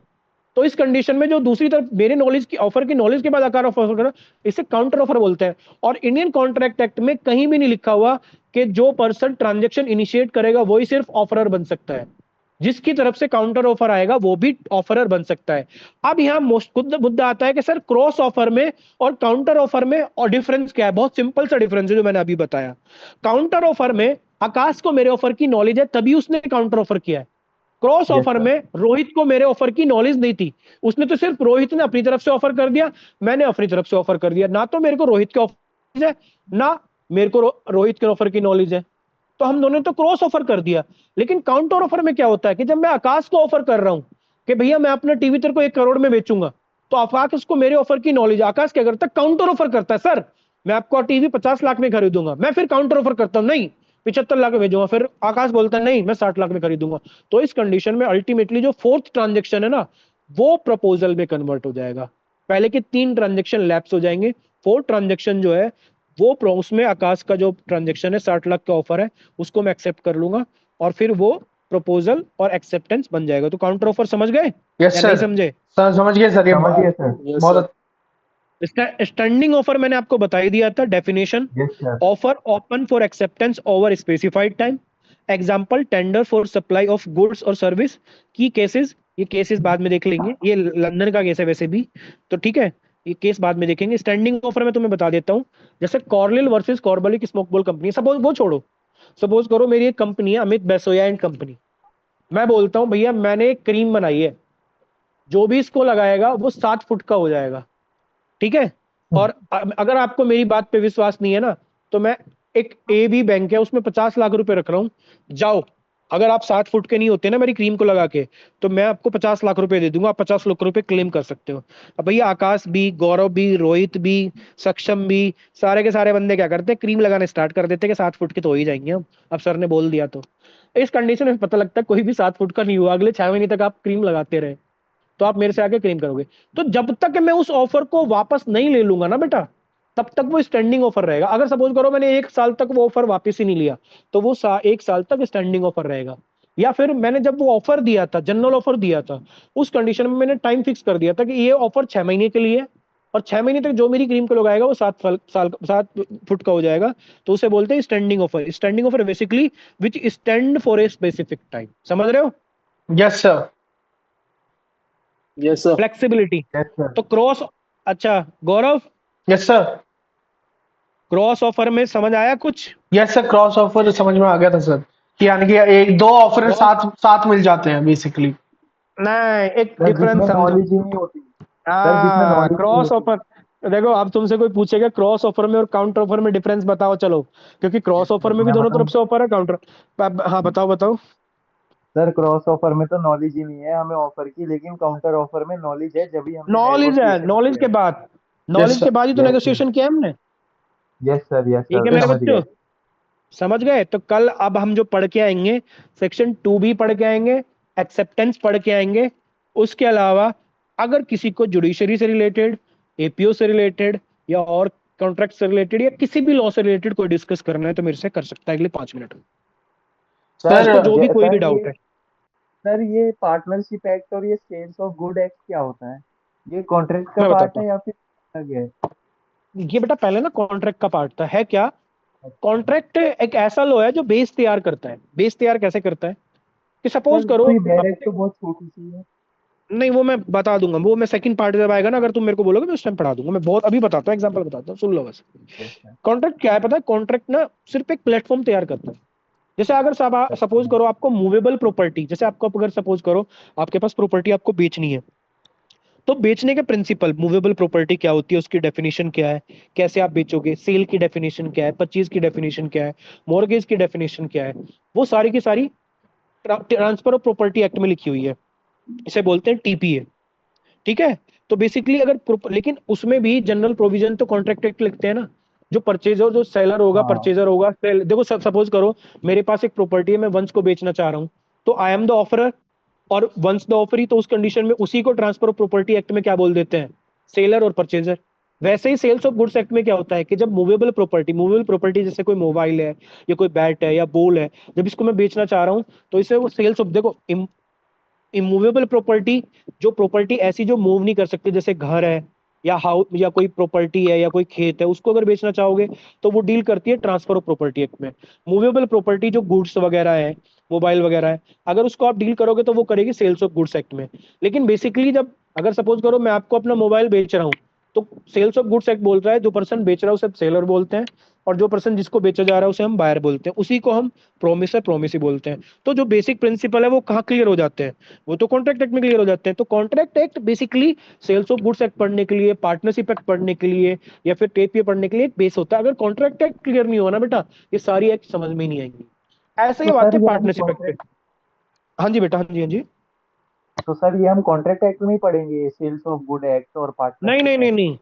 नहीं नहीं नहीं नहीं नहीं नहीं, अभी क्या होता है कॉन्ट्रैक्ट एक्ट में, तो आप ये पढ़ोगे कि भैया, अब एक बात बताओ मेरे को, अगर सपोज करो सेक्शन 10 हमने पढ़ा है, सेक्शन 10 में लिखा हुआ है कि भैया एक बंदा जिसकी एज 18 प्लस है, ये जो साउंड माइंड है और कंसेंट फ्री है, लॉफुल ऑब्जेक्ट है, लॉफुल कंसिडरेशन है, वो ही बेच सकता है। अगर सपोज करो मेरे पास एक प्रॉपर्टी है लेकिन मेरी एज 18 प्लस ही नहीं है, तो क्या मैं सेलर बन सकता हूँ? No sir. है, मैं मालिक तो हूँ उस प्रॉपर्टी का, लेकिन हाँ। इंडियन कॉन्ट्रैक्ट ने मेरे को बाहर कर दिया। Yes sir. हाँ, अकॉर्डिंग टू टीपीए मैं सेलर हो सकता हूँ, लेकिन अकॉर्डिंग टू इंडियन कॉन्ट्रैक्ट, तो Indian contract act read with TPA. जब भी हम टीपीए पढ़ेंगे उससे पहले इंडियन कॉन्ट्रैक्ट एक्ट के प्रोविजन हमें पढ़ने ही पड़ेंगे। ऐसे ही जब हम सेल्स ऑफ गुड्स एक्ट पढ़ेंगे तो इंडियन कॉन्ट्रैक्ट एक्ट, तो Indian contract act basic law है कि जब पार्टीज को राइट्स एंड लायबिलिटी क्रिएट करनी है। आप देखो सपोज करो तुम किसी मार्केट में जाते हो, तो कोई जबरदस्ती कोई भी शॉपकीपर तुम्हें पकड़ के बोल सकता है क्या कि मेरी शॉप से तुम सामान खरीदो? नो नहीं सर। बोल सकता ना, नहीं बोल सकता, क्योंकि इंडियन कॉन्ट्रैक्ट एक्ट अलाउ नहीं करता। लेकिन जब तुम उसकी जो शॉप से कोई भी सामान खरीदते हो, तो उस कंडीशन में सेल्स ऑफ गुड्स एक्ट के प्रोविजन लग जाते हैं। सेल्स ऑफ गुड्स एक्ट के प्रोविजन क्या होते हैं? गारंटी होते हैं, केवियट एम्प्टर होते हैं, वारंटी क्या होती है, गारंटी क्या होती है, सेलर्स की लाइबिलिटी क्या होगी, बायर्स की लाइबिलिटी क्या होगी, ये कहाँ लिखा हुआ है? सेल्स ऑफ गुड्स एक्ट में। ये इंडियन कॉन्ट्रैक्ट एक्ट में थोड़ी लिखा हुआ है। लेकिन सेलर कैसे केपेबल हो जाएगा, बायर कैसे केपेबल हो जाएगा, कंसीडरेशन क्या होगी, ये सारी की सारी इंडियन कॉन्ट्रैक्ट एक्ट में लिखी हुई है। तो इंडियन कॉन्ट्रैक्ट एक्ट बेसिकली इन सब एक्ट के लिए एक बेस तैयार करती है बेटा। समझ रहे हो? Yes sir. ठीक है यस बच्चों। सर। अब और कुछ पूछना? अब एक चीज मेरी याद रखना, जितने भी मैंने ये बताए हैं सेक्शन, ये पढ़ के आओ डायरेक्ट से। अगर नहीं पढ़ के आओगे बेटा यस कोई सर। कुछ नहीं कर पाएगा। दूसरा दूसरा दूसरा मैं कोशिश करूंगा, हालांकि इस पीडीएफ, ये तो मैंने सिर्फ इंट्रोडक्टरी एक वो बनाई थी, ये जो मैं अभी पीपीटी शेयर कर रहा था, अगर तुम बोलोगे तो शेयर कर दूंगा, इसमें कुछ है भी नहीं। पर अगर बोल रहे हो तो मैं फिर भी शेयर कर देता हूँ, कोई बात नहीं। और इसे तुम पढ़ो अपनी अवतार सिंह बुक से, नोट्स मैं कोशिश करूंगा नोट्स बना के तुम सबको शेयर कर दूं एक बार, ठीक है? तो ओके सर सर। मैंने बना रखे हैं, अगर आप बोलोगे तो मैं भेज दूंगा ग्रुप में। नहीं नहीं, अगर अच्छा खुद ही बनाए तूने, यस सर। चल तो देख लियो, नहीं तो मैं बना के भेज दूंगा, बेफिक्र रह। तो अगर होगा तो मैं तेरे को बता दूंगा, ठीक है? Sir okay. जैसे मतलब मेरे को एक और चीज पूछनी थी, सर बोल जुडिशरी बोल के लिए बोलो। जैसे सर कॉन्ट्रैक्ट भी पढ़ क्लास लें या चल रही फिर है। अभी और कुछ भी कर सकते हैं हम? कॉन्ट्रैक्ट नहीं नहीं। नहीं नहीं, मैं दो चीज बता रहा हूँ, एक तीर से दो निशाने हैं। एक बात बता, जुडिशरी में के लिए तू तभी तो हाँ। जुडिशरी के लिए तभी तो अप्लाई कर सकता है जब तेरे एलएलबी क्लियर हो जाएगी। Yes sir. अब मैं तुझे एक चीज बताता हूँ, जुडिश जो एलएल ये है ना, कॉन्ट्रैक्ट एक्ट, ये सब्सटेंटिव लॉ का एक पार्ट है। किसी भी स्टेट यस में सर। जाएगा, हरियाणा, दिल्ली, यूपी, कहीं भी जाएगा, सब्सटेंटिव लॉ का एक पेपर आता है, और उस सब्सटेंटिव लॉ में भी कॉन्ट्रैक्ट आता है। कॉन्ट्रैक्ट में ये पूछते हैं what is the meaning of consideration, what is the meaning of breach of contract, what is the meaning of yes proposal and sir. Acceptance. तो जब तू ये पढ़ रहा है ना, जितना पढ़ रहा है, ये जुडिशरी का भी क्लियर कर रहा है भाई तू। तो नहीं सर अभी ये तो जो मैं कर रहा हूँ, इसके साथ क्या क्या करूँ? नहीं मत कर कुछ भी, जब मैं कुछ अच्छा करना होगा मैं बताऊंगा तेरे को। अभी सिर्फ ठीक है कॉन्ट्रैक्ट सर। क्लियर कर, मैं जब भी कह रहा हूँ तेरे से, अगर कॉन्ट्रैक्ट क्लियर नहीं हुआ ना बच्चे, तो तेरा सेल्स ऑफ गुड्स एक्ट भी क्लियर नहीं हो पाएगा, तेरा अच्छा प्रॉपर्टी एक्ट भी क्लियर नहीं हो पाएगा, नेगोशिएबल इंस्ट्रूमेंट एक्ट क्लियर नहीं हो पाएगा, पार्टनरशिप एक्ट क्लियर नहीं हो पाएगा। तो पहले इंडियन कॉन्ट्रैक्ट एक्ट ढंग से पढ़ ले, उसके बाद मैं बताऊंगा क्या करना है इसके साथ, ठीक है? ठीक है सर। ठीक है, चलो मिलते हैं फिर नेक्स्ट यस क्लास में सर। कल। Thank you sir. Thank you okay so बेटा, मच सर। ओके बेटा bye. Thank you sir. Thank you. Okay बेटा बाय।